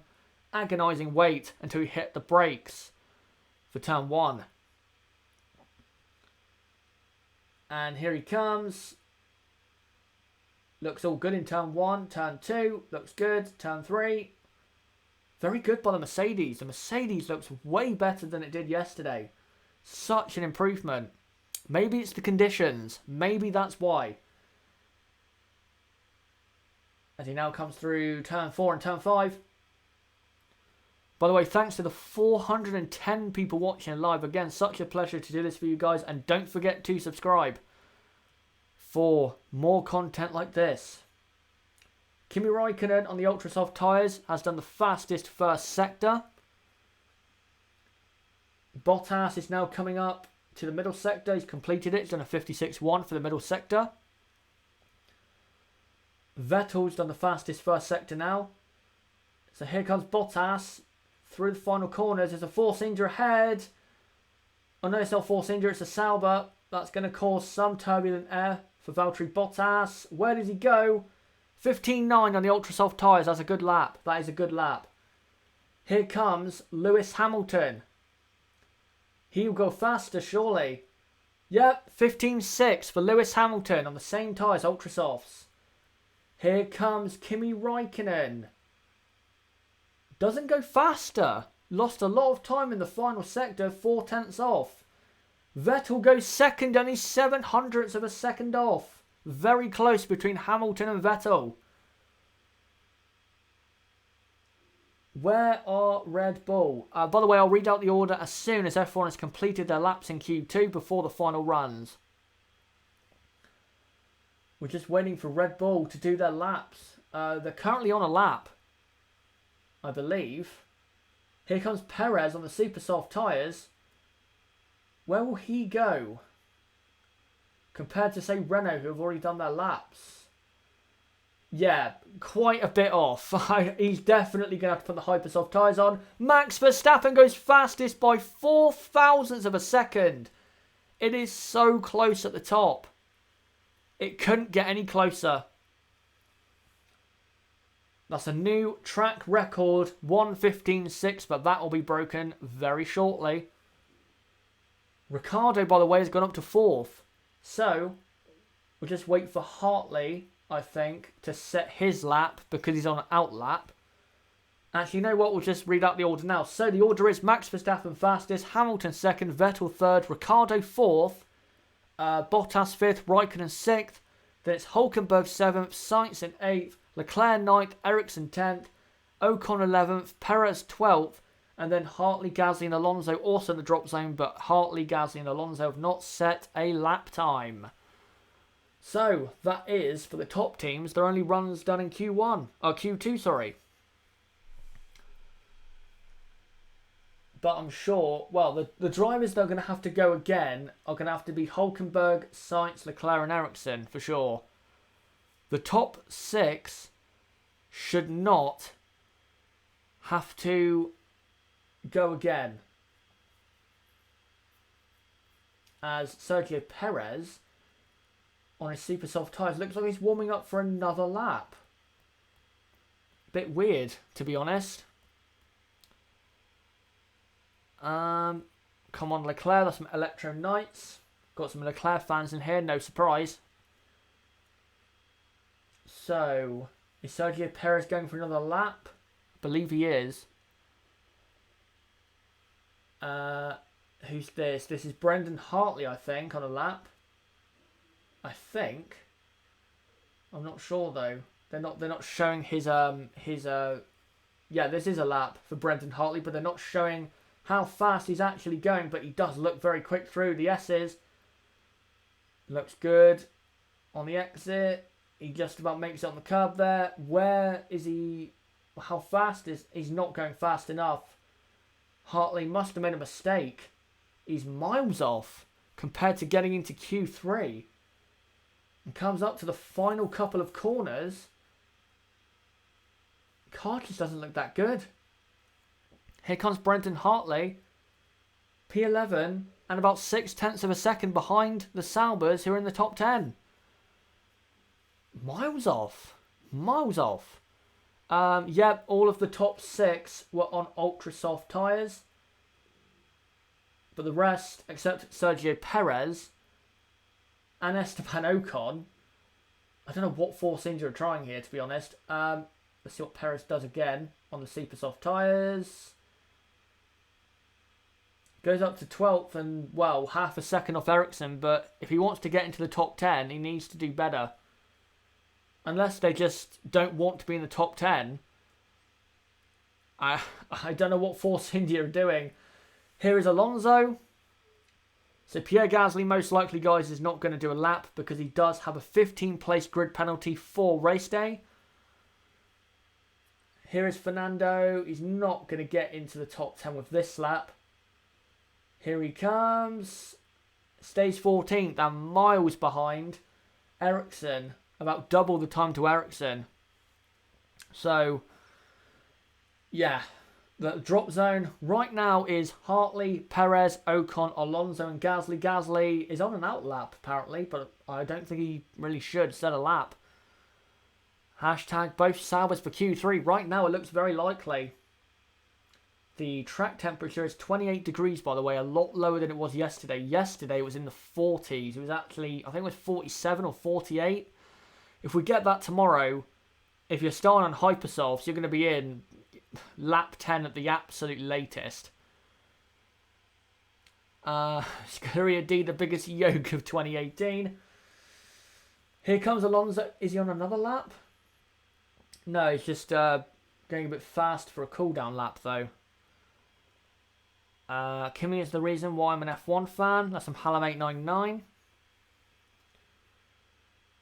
So, I think the top teams, though, they might go out for the end of Q2 for just a test lap for the first run in Q3. So, they probably will go out again, but they won't actually try and set a faster lap time.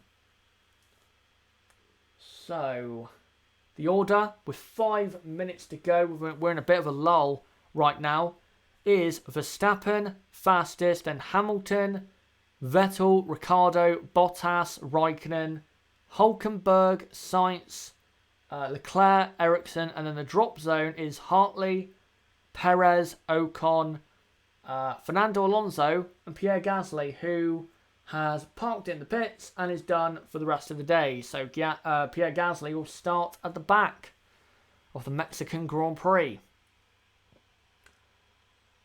Ahmed, my cousin was the marshal who picked Verstappen's car up in Bahrain. Quite good job being a marshal. Just looking. Williams lock out front row from Electro Knights. They're going to make a sudden return into qualifying. They're just going to come out the pit lane at the last minute, ruin everyone's laps and get a front row. Dave Keith. Hamilton won't get pole, I don't think, but he will win the title tomorrow. Hammer time again. Yeah, he'll win the title tomorrow. Most likely. Only a miracle can give Vettel another chance, until Brazil. I don't think Hamilton's really needs to be, and I don't think he will be, spectacular tomorrow. So, yeah. Well, I don't think he's going to be amazing. Sorokin is not going to win the championship. That's from Scuderia D. Right, just waiting for these final runs in Q2, but just waiting now. 4 minutes, or just under 4 minutes to go. Who will get into the top 10? I wish I could say more, guys, but there's been no track action for about 2 minutes. No one is going out on track right now, but they will be very soon, and we'll have something to talk about. Hopefully these teams get their act together and just get out onto the track. Chazzy, you beast. That's from Scotty. Great to see him along for the watch-along. Right, a lot of fans there supporting Fernando Alonso. No surprise. Does anyone have grid penalties? Yes, Pierre Gasly, 15 places. So Gasly starts at the back. P11 looks like a good starting point. That's from Warren M. It is. It's a very good starting point. And I think maybe that's what Force India are going for. Maybe they're trying their best to finish 11th. So then they can finish, I don't know, P7 in the race. We'll have to see. But here we go. The Sauber of Charles Leclerc, I think it is. Out on the track. Yes, it is. On hyper soft tyres. Currently in P9. And quite a distance ahead of Brendan Hartley in P11. So I think he will make it in to... a lot of cars now on the track. Perez, Vettel, the two Renaults, Ricciardo, Ericsson, a lot of cars coming out at once. I think, though, the top guys are not going to go for a serious lap. They're going to wait. They're going to do, a fast couple sectors, and then the last sector they'll back right off so they don't have to start on the hypersoft tyres because they've all gone out on hypersoft tyres. Dan Fiend just saying there, I highly recommend anyone enjoying this to subscribe to the channel. He does a lot of brilliant pre-recorded videos and stumbled on this channel probably a year ago. He keeps you in the loop of anything and everything in F1. There you go. Just as he says. Don't forget to subscribe. We do this every race weekend and we'll be doing it new and improved for 2019. Right, Charles Leclerc is about to start his lap on hypersoft tyres, and here he goes around the final corner and starts his lap. Here we go. And he comes down to turn number 1. Does he lock up? No, looks all good. Turn 1 is successful, so is turn 2. And so is... turn 3. So he now comes down to turn 4. What's his first sector like? Only 4 thousandths of a second slower than Max Verstappen. That is a very fast first sector. Here we go for Leclerc. Alonso has done his first sector. By the way, Leclerc actually did not go faster in that first sector than his previous best. So what does he do in the middle sector? He does improve. He's only 6 tenths off. So this is going to be a quick lap from Charles Leclerc. A bit out of shape. Coming into the stadium, Alonso is not quick enough right now to get into Q3. And now comes through and sets a 1 what's that, 1:16.3 and goes and stays in 9th place. Alonso goes up to 11th, but does not get into Q3, so Alonso is out. Ocon is trying to go through on ultra soft tyres, but he's not going to with a grip like that through the final corner and goes up to 11th. So Ocon, I think Force India here are just trying their best to finish in P11 and P12 as Red Bull going slowly there. So Renault coming through, finishing 7th. So Renault 7th and 8th. Ericsson 10th. Where does Hartley go? Oh, not good enough. 13th. That's a poor performance. Sergio Perez 13th on the ultra soft tyres. So knocked out, guys, in Q2 is Ocon, Alonso, Perez, Hartley and Pierre Gasly. Great lap by Fernando, by the way, as Hartley, I made a massive mistake. Oh, that's such a shame. That cost him a lot. That cost him a lot of lap time. Such a shame. But Verstappen, 4 thousandths of a second faster than anyone else. And fastest in Q2. Can he repeat that in qualifying 3? Get ready, guys. Qualifying 3 should be starting probably in about 5 minutes' time. Not long now for the shootout. Home driver Sergio Perez only in 13th, but I think Force India with Esteban Ocon will be happy with that because now they can start on the Super Softs or the Ultra Softs. And I think Force India might go for the Super Soft tyres. Swag Nation, double salvo Q3 appearance. Yep, very, very good.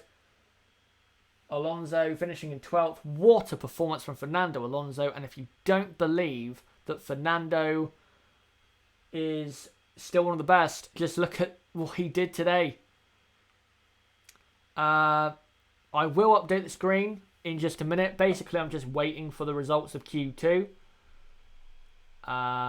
If you want, right, I'll just post this quick picture of Max Verstappen whilst we wait for the Q2 results. But there you go, guys. That was the results of Q1. But Q2 and its results will be coming up on the screen very, very soon.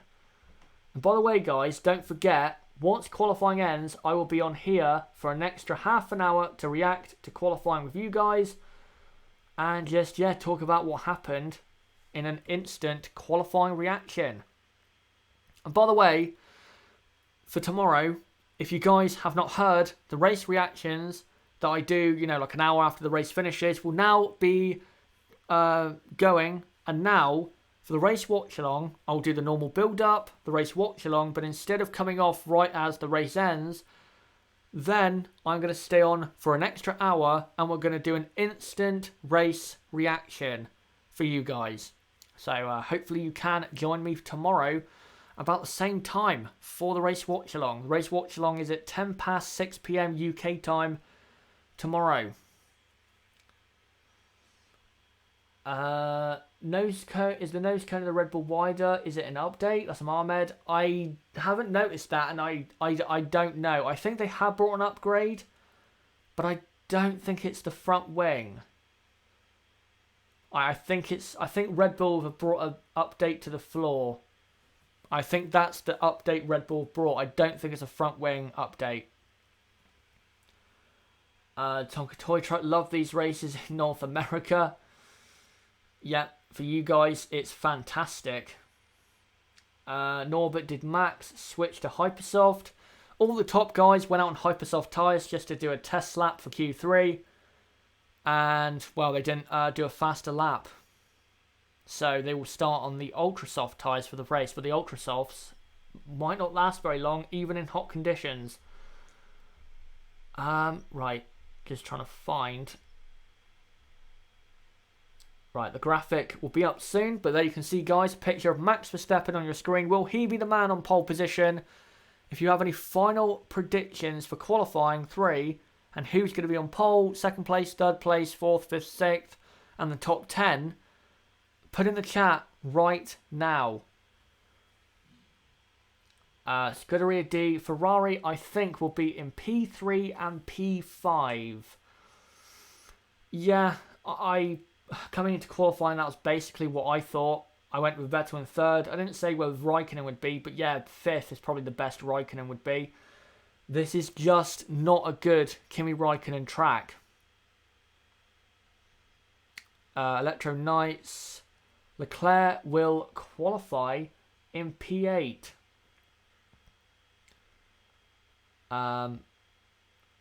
Any updates for Ferrari? That's from Ahmed.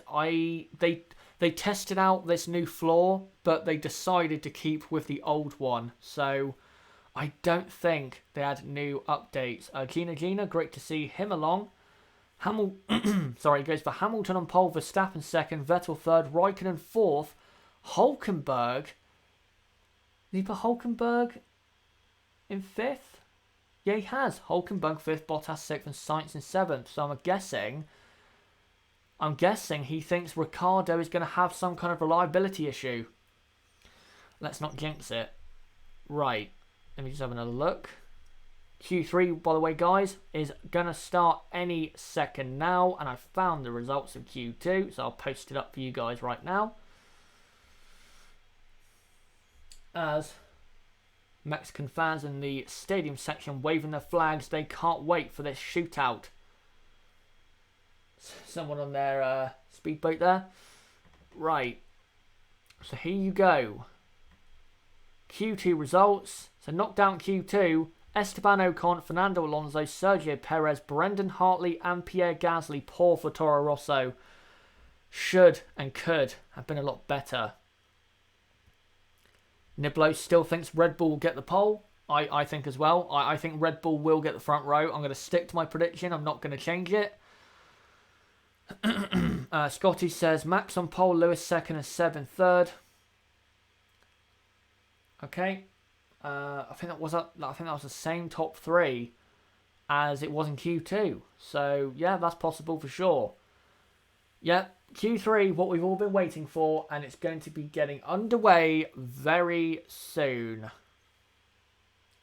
Scotty, Max is really coming into his own. No one in an equal car got anything on him at this point. I wouldn't say anyone. I think Hamilton would definitely be right there, if not slightly better with him. But anyone else, when it comes to qualifying pace, yeah, Max would beat Ricciardo. I think Vettel, Raikkonen, Bottas, Alonso. Max is the second best qualifying driver on the grid, in my opinion. Jerome says which tyre they have to start tomorrow. They have to start on the tyres they qualified on, in the top 10 in Q2. So, for example, the top 6 will all start on the ultra soft tyres. That's the 2 Red Bulls, the 2 Ferraris, and the 2 Mercedes cars. As here comes Kimi Raikkonen and Sebastian Vettel.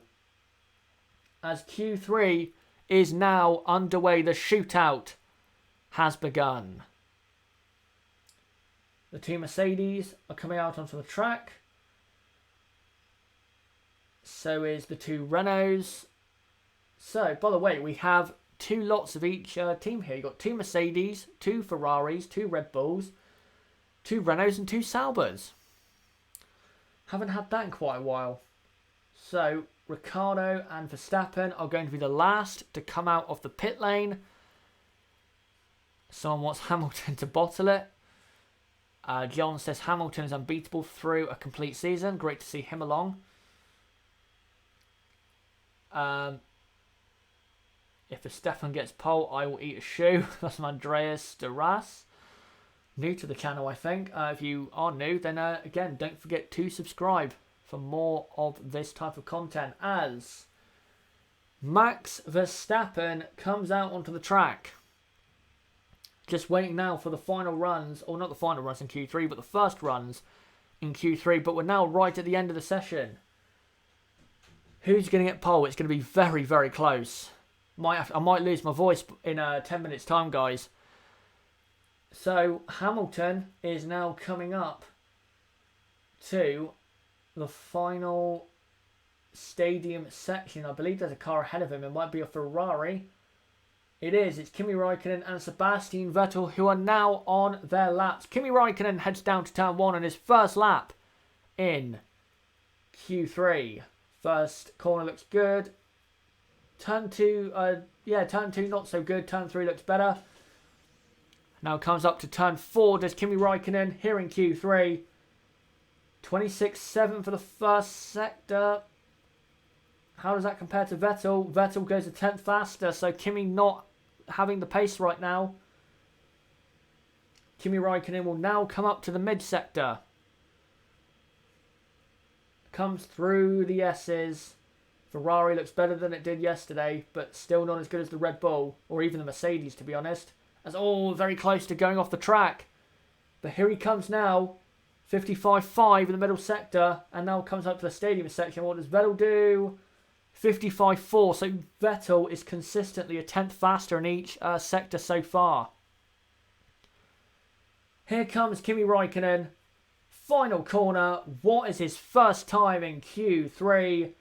15.3. That is a good lap. But it's going to be better from Vettel, who does a 14.9. Great lap. Here comes Lewis Hamilton. What can he do? I don't think he's going to be as quick. That was a great lap from Vettel.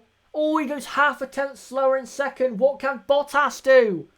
Bottas only third, but what, 2 tenths off. Very close between Mercedes and Ferrari. What can Red Bull do? Ricciardo coming through now. Oh, he's 3 tenths off Vettel in the middle sector. What a lap that was from Vettel. It's still beatable, but what a lap. Ricciardo now through. And Verstappen very close to Vettel in the middle sector. Ricciardo through the final corner. Only third, but only 0.06 of a second off. And the fastest final sector. Here comes Max Verstappen. Final corner. Where will he go? He goes fastest by 2 tenths of a second. Max Verstappen is on provisional pole position. So, it's Verstappen on pole as it stands with 1 run left in Q3 from Vettel second, Hamilton third, Ricciardo fourth, Bottas fifth, Raikkonen sixth, and then Leclerc in seventh. What a lap so far from Charles Leclerc. Hulkenberg eighth, Sainz ninth and Ericsson 10th. But by the way, guys, before you all celebrate, I can see all you guys celebrating so much. We do have 1 run left in qualifying. It's not over yet. Hold your hats. Wow. Very good lap at the end there from Max Verstappen. Because you have to say in the first 2 sectors, the Red Bull, it doesn't seem as good as the Ferrari in the first 2 sectors. As the chat has just combusted. Yes, it has. By the way, thank you to the 430 people watching live. Again, don't forget to subscribe for more of this type of content around a race weekend. Max, youngest pole starter. If he does get pole, that's from Joe Morrison. Yeah, I believe he will be. But again, remember guys, 1 run left in Q3. 1 run left. It's not over yet. Anything can happen. As now they wheel the cars back in to their garages. And now guys, essentially for the next 2.5 minutes, we're going to have silence on the track. Because they're now going to change their tyres. Maybe top up the cars with some fuel. And get ready for that final run in qualifying. Come on, Max, you'll get pole on this track. Leclerc versus Max 2019. That's some Electro Knights. Possible. If Red Bull and Honda do really work out. Ninja Vortex, I think that is. It says Vettel will bottle in the race like in the US Grand Prix. Let's wait until tomorrow before we get into that. It ain't the Red Bull, it's Max. That's from Scotty. You'd have to say that is true. The Red Bull is very competitive this weekend. You can't doubt that. Ricciardo is very close to, say, Vettel and Hamilton in 4th place. But the reason Max is on pole right now is more to do with him, I'd say, than the car. He produced a great final sector to get on provisional pole position. Right. before the final run, I'll just post a picture of your provisional pole sitter as he came to the end of his first run in Q3. Let me just get it up for you guys. Here you go. Max Verstappen, provisional pole position. But there's one run left. And Sebastian Vettel, I have to say, did a great first run. So if he can find even more time, Ferrari could take pole position. They could take pole, guys. They really could. It's still close. Don't get your hopes up when it comes to who you're supporting. Someone there wanting Vettel to do well. I can understand. Max will get pole. Will be a great race. That's from Jeanette Randall. So I'd say in about half a minute to a minute's time, the cars will come out of the pit lane and go for the final run in Q3.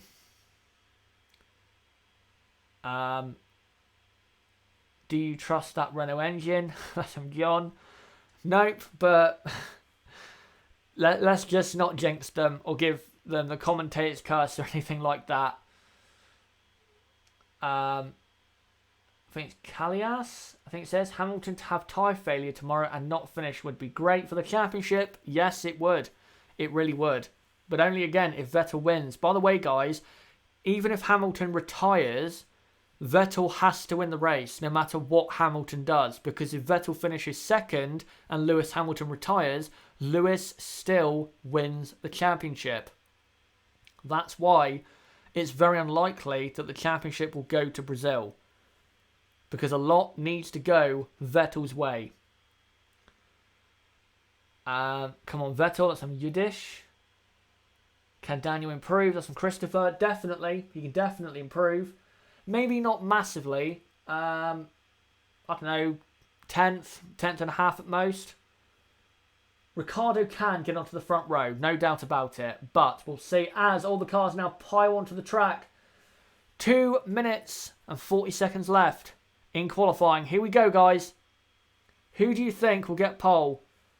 So as it stands, it's Verstappen fastest, Vettel second, Hamilton third, Ricciardo fourth, Bottas fifth, Kimi Raikkonen sixth, Charles Leclerc seventh, Hulkenberg eighth, Sainz ninth, and Marcus Ericsson in P10.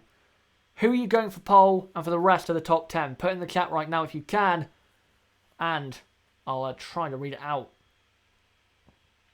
Joseph Hernandez, good to see him. Max will get pole. I think he will. Please Renault engine on that Red Bull blow. Ninja Vortex says Vettel will get pole.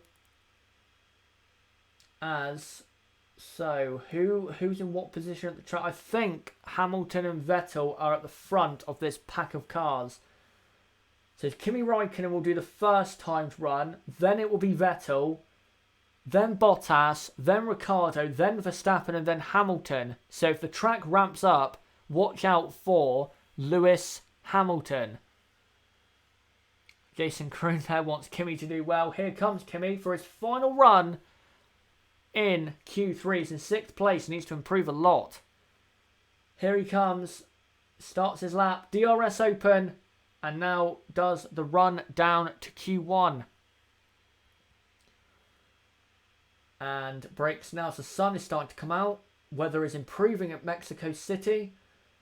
As comes through the first 3 corners and a bit of understeer in turn 3. But it looks about all right as he comes now up to the first sector. Doesn't actually improve on his first sector time. Kimi not showing the pace, but Vettel also not improving in the first sector. What's happening to the track and the tyres? Bottas as well, not improving in his first sector time. Does this mean Verstappen is going to stay on pole? Let's see. As Kimi Raikkonen comes up to the mid-sector and he's still going slower than he was on his first Q3 run. What does Vettel do? Vettel is going even slower on his second run compared to his first run. Bottas as well. What's happened to the track? So here comes Kimi Raikkonen.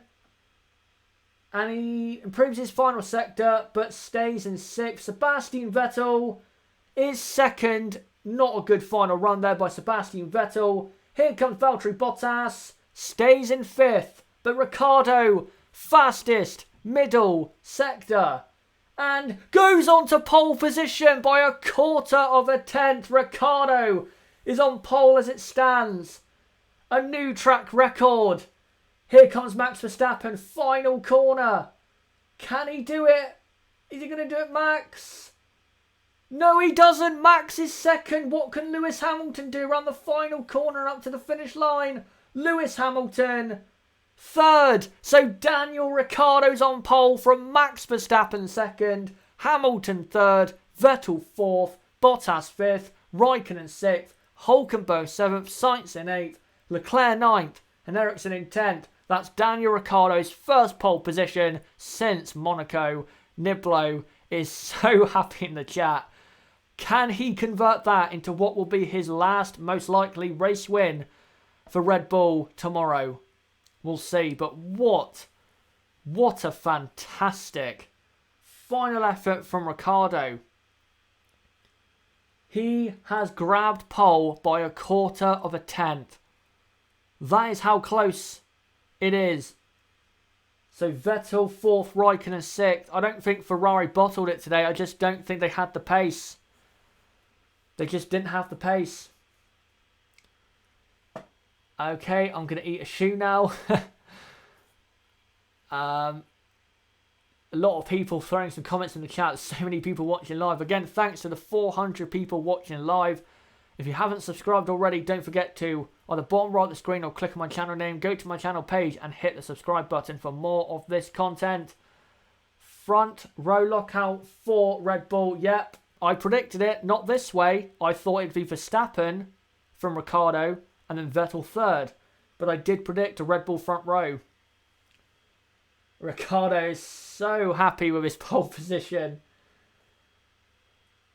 Can Ricciardo just finally tomorrow have a race where he doesn't have an issue? Niblo said in the podcast, which by the way, if you've not checked out post the US Grand Prix, go check it out. He listed off the amount of retirements and issues he's had. Surely it's his time now to win. I know he won in Monaco and China, but even at those races, he had issues. Look how absolutely pumped Ricciardo is.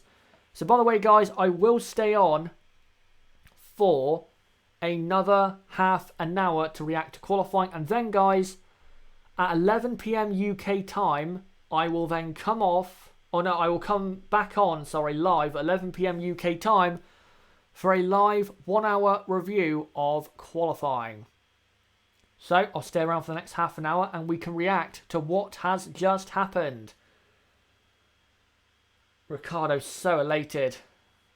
I will show you the results as soon as possible. I'm just waiting for the graphic to pop up on Twitter and I will grab it and put it up on the screen as soon as I can. So don't worry, I will put it on the screen, but just wait for it to appear. We'll struggle to get to sleep now. That's from Niblo, of course. For people in Australia, it's very early in the morning there. It's about, 5:36 in the morning in Australia. But if you're Australian, it's worth it. It is absolutely worth it. Oh crap, Scotty says, oh crap, Max and Danny Rick going into turn 1 tomorrow, watch out. Yeah, hopefully they don't make contact. They can get a 1-2 and they should get a 1-2 tomorrow, so hopefully they do not bottle it. Right, I'll post a quick picture as we wait for the full results of your top 3. Let me just get it up for you guys. So here you go. Daniel Ricciardo gets his first pole position since Monaco. Max Verstappen is second with World Championship leader and champion-elect Lewis Hamilton lining up in third place. And we'll just wait for another graphic to pop up with the rest of the order. And then you guys can have a look through. And yeah, get ready for tomorrow's race. Gina, Vettel bottle it. Well, Vettel tomorrow, what's going to happen is if he gets a good start, he's going to get a good run down to turn 1. and is probably going to have to pass someone. And we know what Vettel is like when he tries to pass someone. He bottles it. Hallam899 Max was so close. Yep, he was so close. Quarter of a tenth behind Ricciardo. But at the end of the day, Max did not produce well enough when it mattered. But of course, there's a race tomorrow. So let's not jump the gun when it comes to who did well and who didn't. Ronan Brady, great to see him as always, as usual, in the chat. Well done, Daniel Ricciardo. Absolutely well done to Danny Rick. Swag Nation, I have an eerie suspicion that Max might crash to Lewis and Daniel's engine will fail again. Hopefully, Daniel's engine does not fail again. Beacon F1, I missed qualifying. Don't worry, I'll post the results of qualifying in just a moment. Just waiting for it to pop up on Twitter, and then I'll get it up on the screen. Janaka. Poor Brendan. Hope he gets some points. He can definitely get points tomorrow. The Toro Rosso race pace was good on Friday, so it's possible, but there's a lot of other quick guys out there. I love it when the underdog gets the win. Some Tonka Toy Truck. I'm not sure I would call Daniel Ricciardo an underdog, but I get what you mean in terms of just how his 2018 has gone. I do have a top 10. I'll read out the top 10 now. So it's Ricciardo on pole, Verstappen second, third is Hamilton, fourth Vettel, fifth is Valtteri Bottas, I believe, and then Kimi Raikkonen sixth, Hülkenberg seventh, Sainz in eighth, Leclerc ninth, and Ericsson 10th. But again, we're just waiting for the graphic to pop up, and then I'll put it on the screen, but it's not available right now, unfortunately. Paul, Max sounds like he's crying inside. Thanks, Ricciardo, for that. Very popular pole position there for Ricciardo, no doubt.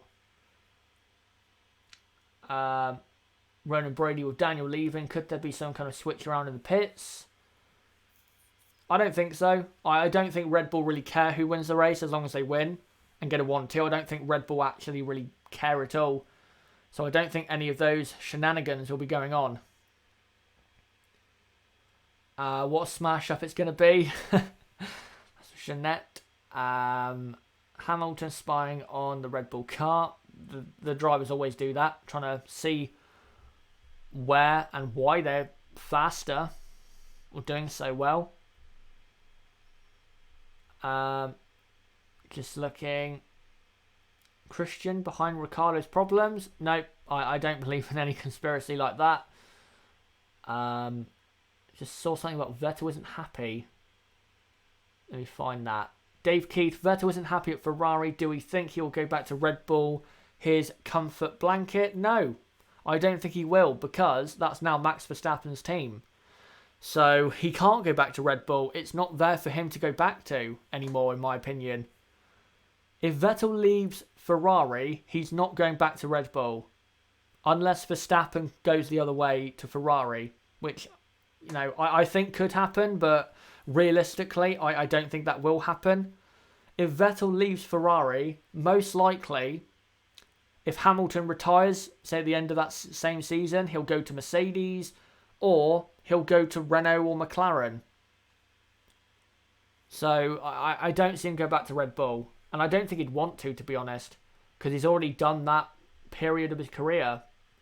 He won the titles. Doesn't need to prove anything more at Red Bull. But does need to prove something at Ferrari. Is that the final finish? Yes, it is, Billy. That is the final finish. Ricciardo on pole for Verstappen second and Lewis Hamilton in third place.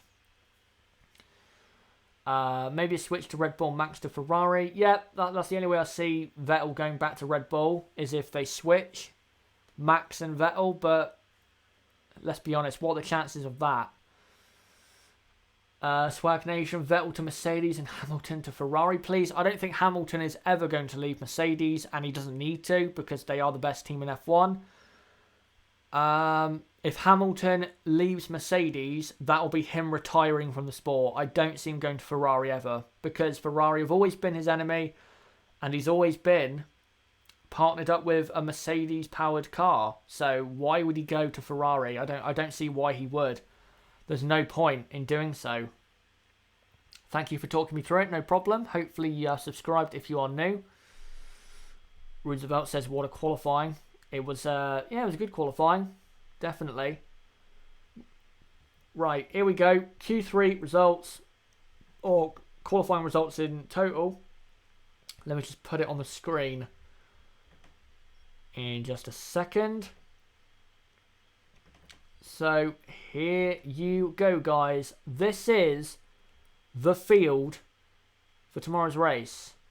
Daniel Ricciardo's on pole position, Max Verstappen second, Hamilton third, and then you have Vettel fourth, Bottas fifth, Raikkonen sixth, Hülkenberg seventh, Sainz in eighth, Leclerc ninth, and Ericsson 10th. Very good there for Renault and Sauber, and then Ocon in P11, and Alonso, Perez, Hartley, and Gasly. Gasly will start the back, by the way, because he has a 15-place grid penalty, and then Grosjean, Van Dorn, Magnussen, Stroll, and Sorokin. There is your order for qualifying, and for the next 20 minutes, guys, let's react to what happened. I will stay on, for about 20 minutes, and you guys can ask any questions and post any comments. So go ahead, react to what has just happened in qualifying. The results are on the screen if you are new. I hope Red Bull don't crash into each other. I hope so too. I don't want to see their race be destroyed like that. That's a bad way for it to be destroyed. John, Ferrari likes Ferrari the brand, but not the racing team. That's true, because he does own a Ferrari supercar, I believe. Jeanette, oh my god, what result. The start tomorrow will be so exciting. I will need my dinner lady. Okay. This is crazy. Ahava, I think it is. Hamilton should have reliability problems, so championship goes to Brazil. I don't really see how he would have reliability problems. He hasn't had any issues this weekend, and by the way, I think if you compare it to Vettel, I think Vettel kind of deserves to have issues more than Hamilton does. I don't think any of them do, but Hamilton has had more bad luck, I think, in 2018 than Vettel when it comes to reliability. And I don't think you can argue that. Vettel hasn't had an issue. Hamilton has had 2 or 3. Love seeing Ricciardo this happy. That's from Niblo. Yep, I think we all do. And as Ericsson, don't hope team orders tomorrow. Ricciardo needs a win. Ricciardo and Hamilton win. Verstappen for the win. That's from Juan Gaming. Mercedes is a machine. Yep, they are. Hello to Nando in the chat. Roosevelt Davis, I hope for a clean race. I do too, but then again, if we get some crashes, it does make things exciting between, the drivers, like we got, the US Grand Prix at the start. So if you're not really supporting anyone, I think it makes it exciting. But if you're supporting a certain driver, then yeah, it can be a bit bad. Alan James, I personally would like to see Kimi win again, though doesn't seem likely, but I'm old school. Red Bull have looked good all weekend so far, and I agree about Hamilton never moving from Mercedes. Yeah. Kimi's not going to win tomorrow. He doesn't have the pace. The absolute best Kimi will finish is third. I don't see how he gets a win. I think out of the last 3 races, tomorrow, Brazil and Abu Dhabi, the most likely place he's going to win is Brazil. That's his best track out of the last 3. So, yeah. But, he's already won a race, last weekend. So, it's not like this big hope for him to win anymore. He's got the win, so I think we should just be happy with what he has done. Abhay, I think it is. Sorry if I butchered your name there. I hope Red Bull gets a 1-2 and the championship fight goes to Brazil. It'll bring so much to F1. Yeah, I hope it goes to Brazil. I was dying for this title fight to go to Abu Dhabi because I think final race title deciders are so exciting, but it's not going to. For me, it will end tomorrow in Mexico City, just like it did 12 months ago. Philip, I hate Hamilton. Okay, is there any particular reason? Or just no reason, you just don't like him? Ronan Brady, I thought Hamilton would go back to McLaren a few years ago. However, this will not happen. I heard a couple people saying maybe he'll go from Mercedes back to McLaren for the end of his career. He's not going to, because one, McLaren are nowhere near good enough to win races. They're not the team they were when, he was doing at least well. And they don't have Mercedes engines. You have to remember that. Look at his career. He has not driven an F1 race that hasn't had a Mercedes engine in the back. So why is he going to drive for a team that has a Renault or a Ferrari or a Honda? I just don't, I don't see it happening. Roosevelt Davis, Hamilton and Vettel at turn 1 will be quite intense, and that's where all the eyes will be at. It will, because Vettel does need to get past Hamilton, and if he can get a slipstream down to turn 1, maybe past one of the Red Bulls as well. Because of the high altitude, do you know what the actual speed difference between Renault engines and Mercedes engines is? I'll be honest, I don't. It's definitely not as much as it normally is, which is like 3/4 of a second at least. Probably closer to, I don't know, 1/4 of a second. But yeah, Renault are a lot closer this weekend, of course, because of the altitude. Repeat of last year, Hamilton gets another puncture from Vettel on lap 1. That would be incredible if it did happen again. Brandon R, I think it is, or Brandon R. What are your thoughts on Leclerc going to Ferrari? Well deserved. I don't think Kimi's necessarily deserved to be kicked out for his 2018, but Leclerc has proven that he does deserve to be at Ferrari. His performances in the Sauber and today have been incredible, and I can't wait to see him at Ferrari in 2019. Maybe a championship contender, we'll have to see. Tonka Toy Truck, probably why they qualified on Ultrasoft. Start will be important. The wear will be a factor tomorrow. It will. I think if you start on Ultrasoft tyres, you might be able to get, to say lap 20-ish and do a one-stop. If you're starting on Hypersoft tyres, like Hulkenberg, Sainz, Leclerc and Ericsson will be, they're on a two-stop, no doubt. There's no way, unless they put the Supersoft tyres on and just go to the end and don't care about the tyre wear, I don't see how they can not do a two-stop. Why did Force India use Ultra in Q2? Because they don't want to be in the top 10. They want to start 11th, which they are with Esteban Ocon. And it makes sense because if you start on the Hypersoft tyres, you're not going to be at an advantage tomorrow at all. You need to be starting, say, softest tyre, ultra soft. If you're on the Hypersoft tyre, you're going to struggle. You really are. Roosevelt Davis, Hamilton will always be a Brit, and him spending more time in America doesn't mean he dislikes being a Brit. I agree with that.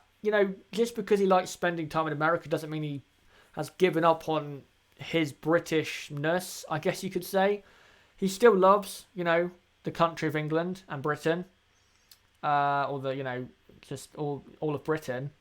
I don't think he hates this country anymore. He just wants to spend more time in America. And let's be honest, guys, there is probably a bit more to do in America than there is in the UK. No disrespect to the UK. And, I live in the UK, but there is a bit more to do in America than there is here. Did qualifying already happen? Yes, it did, and the results are on your screen. So there you go. Ricciardo on pole, Verstappen second, Hamilton third, Vettel fourth, Bottas fifth, and Raikkonen sixth. James Zhu, I think it is. Sorry if I mispronounced your last name. I won't be surprised if 2 Red Bulls took each other out in the first lap tomorrow. Just telling my thoughts, no hate on them. No, it could definitely happen. I mean, you look at Baku is a possibility, but I think they'll be under strict instructions to not do that. I think what they'll be told is just make your car as wide, or cars as wide as possible down to turn 1 to avoid getting slipstreamed and getting passed by Vettel or Hamilton. That's what the directive will be for those two tomorrow for the start. And then after that, I'm sure they can race each other hard for the win. Prussia, I hope Vettel stays cool in 2019 because it would be a great fight to the end of the championship. It would, but I don't think Vettel can stay cool. I don't think that's in his arsenal. Whoever is out of the first corner out of turn 1 wins, as according to Paul. I'm just trying to think of... Yeah, if you look at the previous races since 2015, that's been the case. If you lead at the end of the first lap, you go on to win. So, yeah, it's all about the start. Daniel Thompson, he lives in Monaco. While the first, I've lived in Mexico for the last 15 years and I'm still 100% British. It's just... You know, some people bring it up just as a little slight against him, but I don't care. You know, just because you move away from a country doesn't make you not from that country. I don't understand that logic, or the logic that if you move away from a country, you're not proud of your country or something. I don't get it. I don't get it. But, you know, leave them to their own devices. Yeah, exactly what Zane says. Why would any idiot think that Lewis hates Britain? Exactly. Ronan Brady, do you think Hamilton would have challenged Vettel more in his McLaren days if he wasn't distracted off the track events? Example, Nicole. He would have challenged more, but he wouldn't have probably won a title. 2010, that was a big chance and he blew it at Monza and Singapore, having two very silly accidents with Felipe Massa and Mark Webber. 2012, I thought he drove very well, but the car was fast, but just not reliable enough. In 2011, for one, Red Bull had clearly the best car and were dominant, and Hamilton kept crashing. So, yeah, if he focused more, maybe he would have won the title in 2010, but who knows? You know, it's all if, buts, and maybes at the end of the day. Just look, Niblo saying that no, car was just not as good. Yeah, the car just wasn't good enough. In 2012, it was good enough, but it didn't have the reliability to win a title.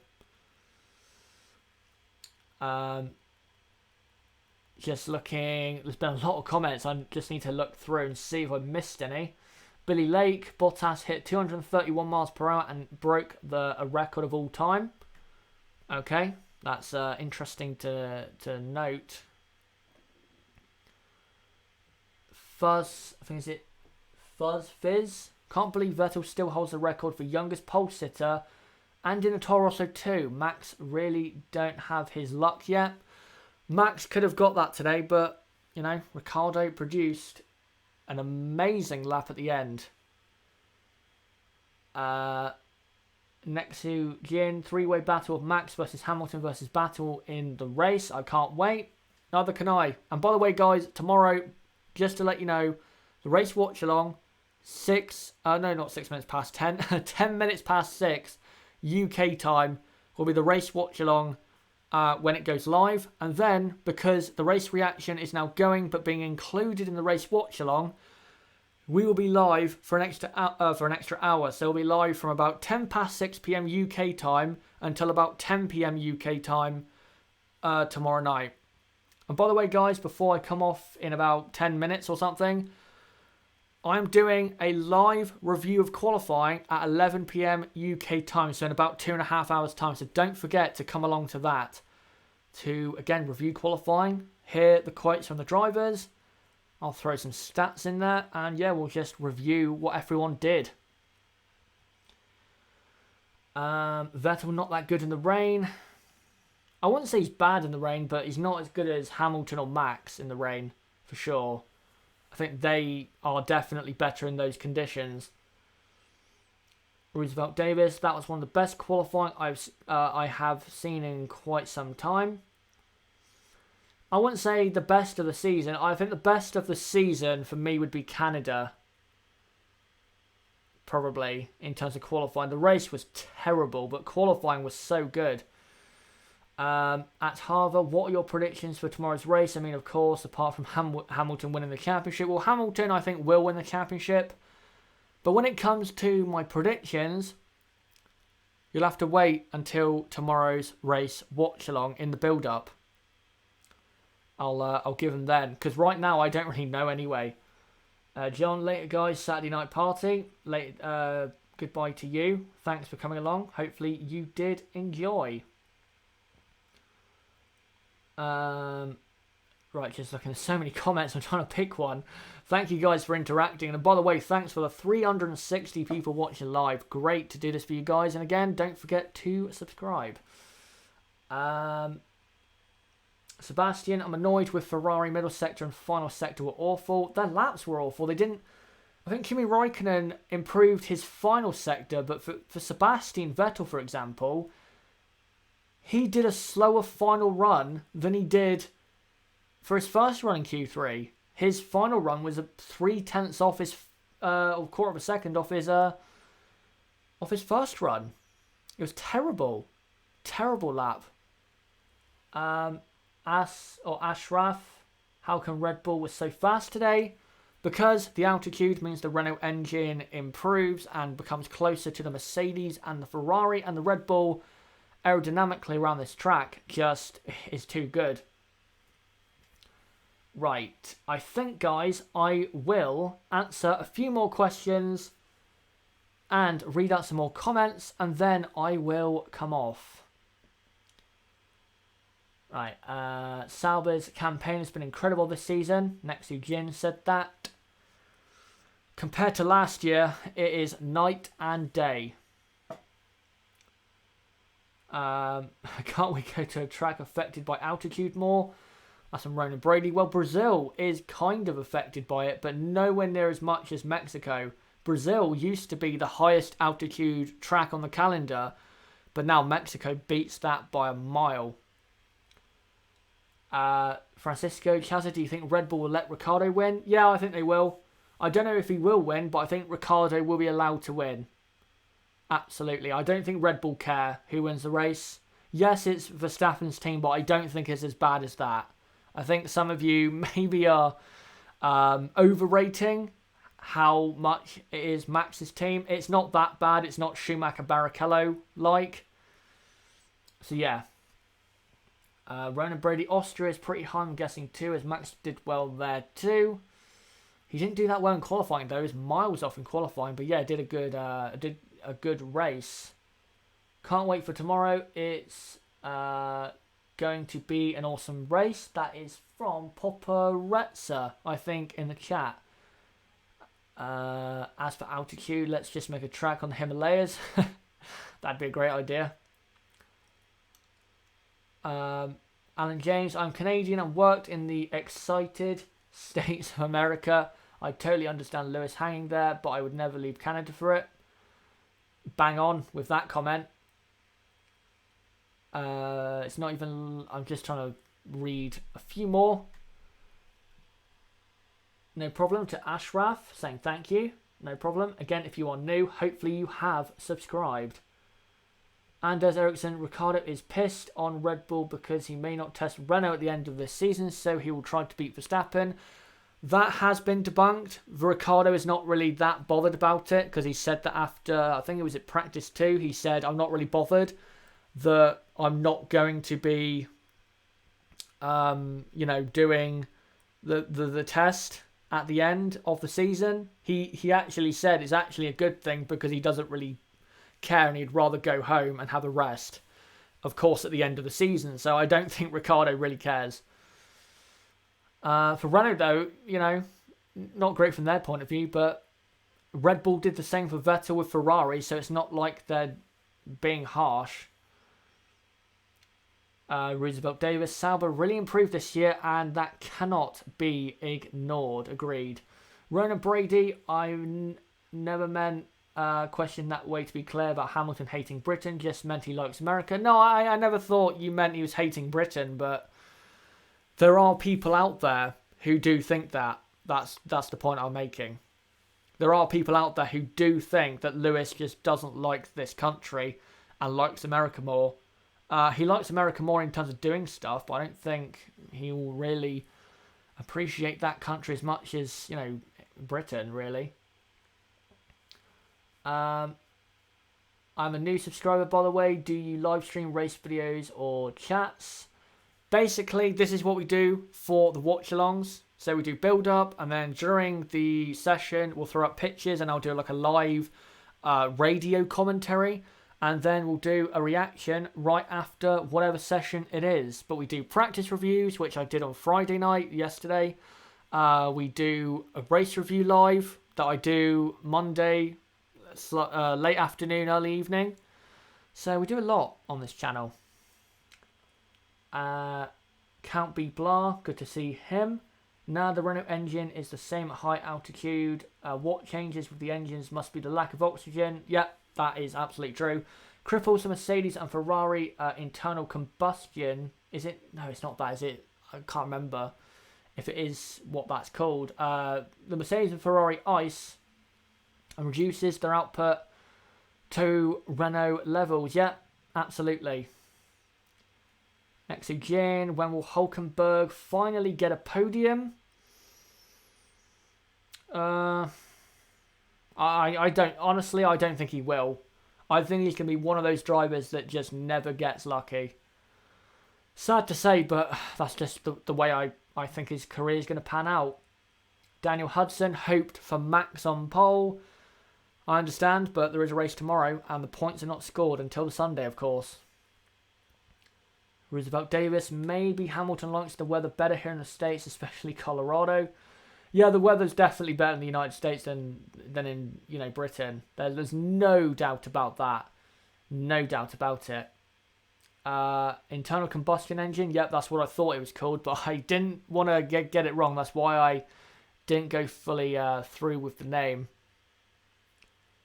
Right, just looking for a final comment or two to end this qualifying watch along. Beverly, I thought it was the USA that raced around in circles. Isn't that NASCAR? Ireland is crap. I'd leave America for it. Okay. Who do you think will lead into turn one? That's from Ivan Jones. Most likely. It's tough to say. Probably Verstappen. I think it will be a Red Bull. I don't think they're going to get destroyed off the start line. I don't think they will. Right.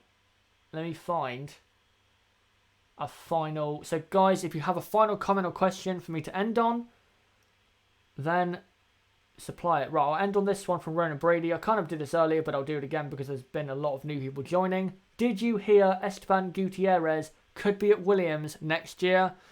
I heard that through this chat. I didn't actually see the rumour or anything, but that's not a massive surprise because basically Williams now need a pay driver alongside George Russell. So, yeah, no real surprise there from Williams. But guys, that is it for this qualifying watch along. Again, don't forget to subscribe on the bottom right of the screen or click on my channel name and subscribe on the channel page as well. Like this video, comment down below what you thought of this video and what you thought of qualifying as well. Don't forget to join my Discord server, link below in the description. If you want to be notified to my videos, Discord is the best way to be notified.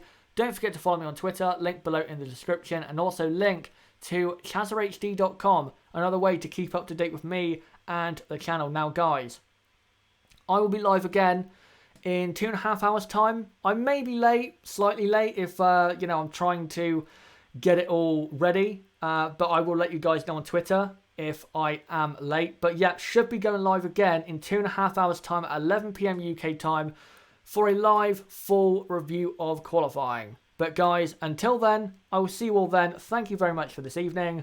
I'll see you very, very soon.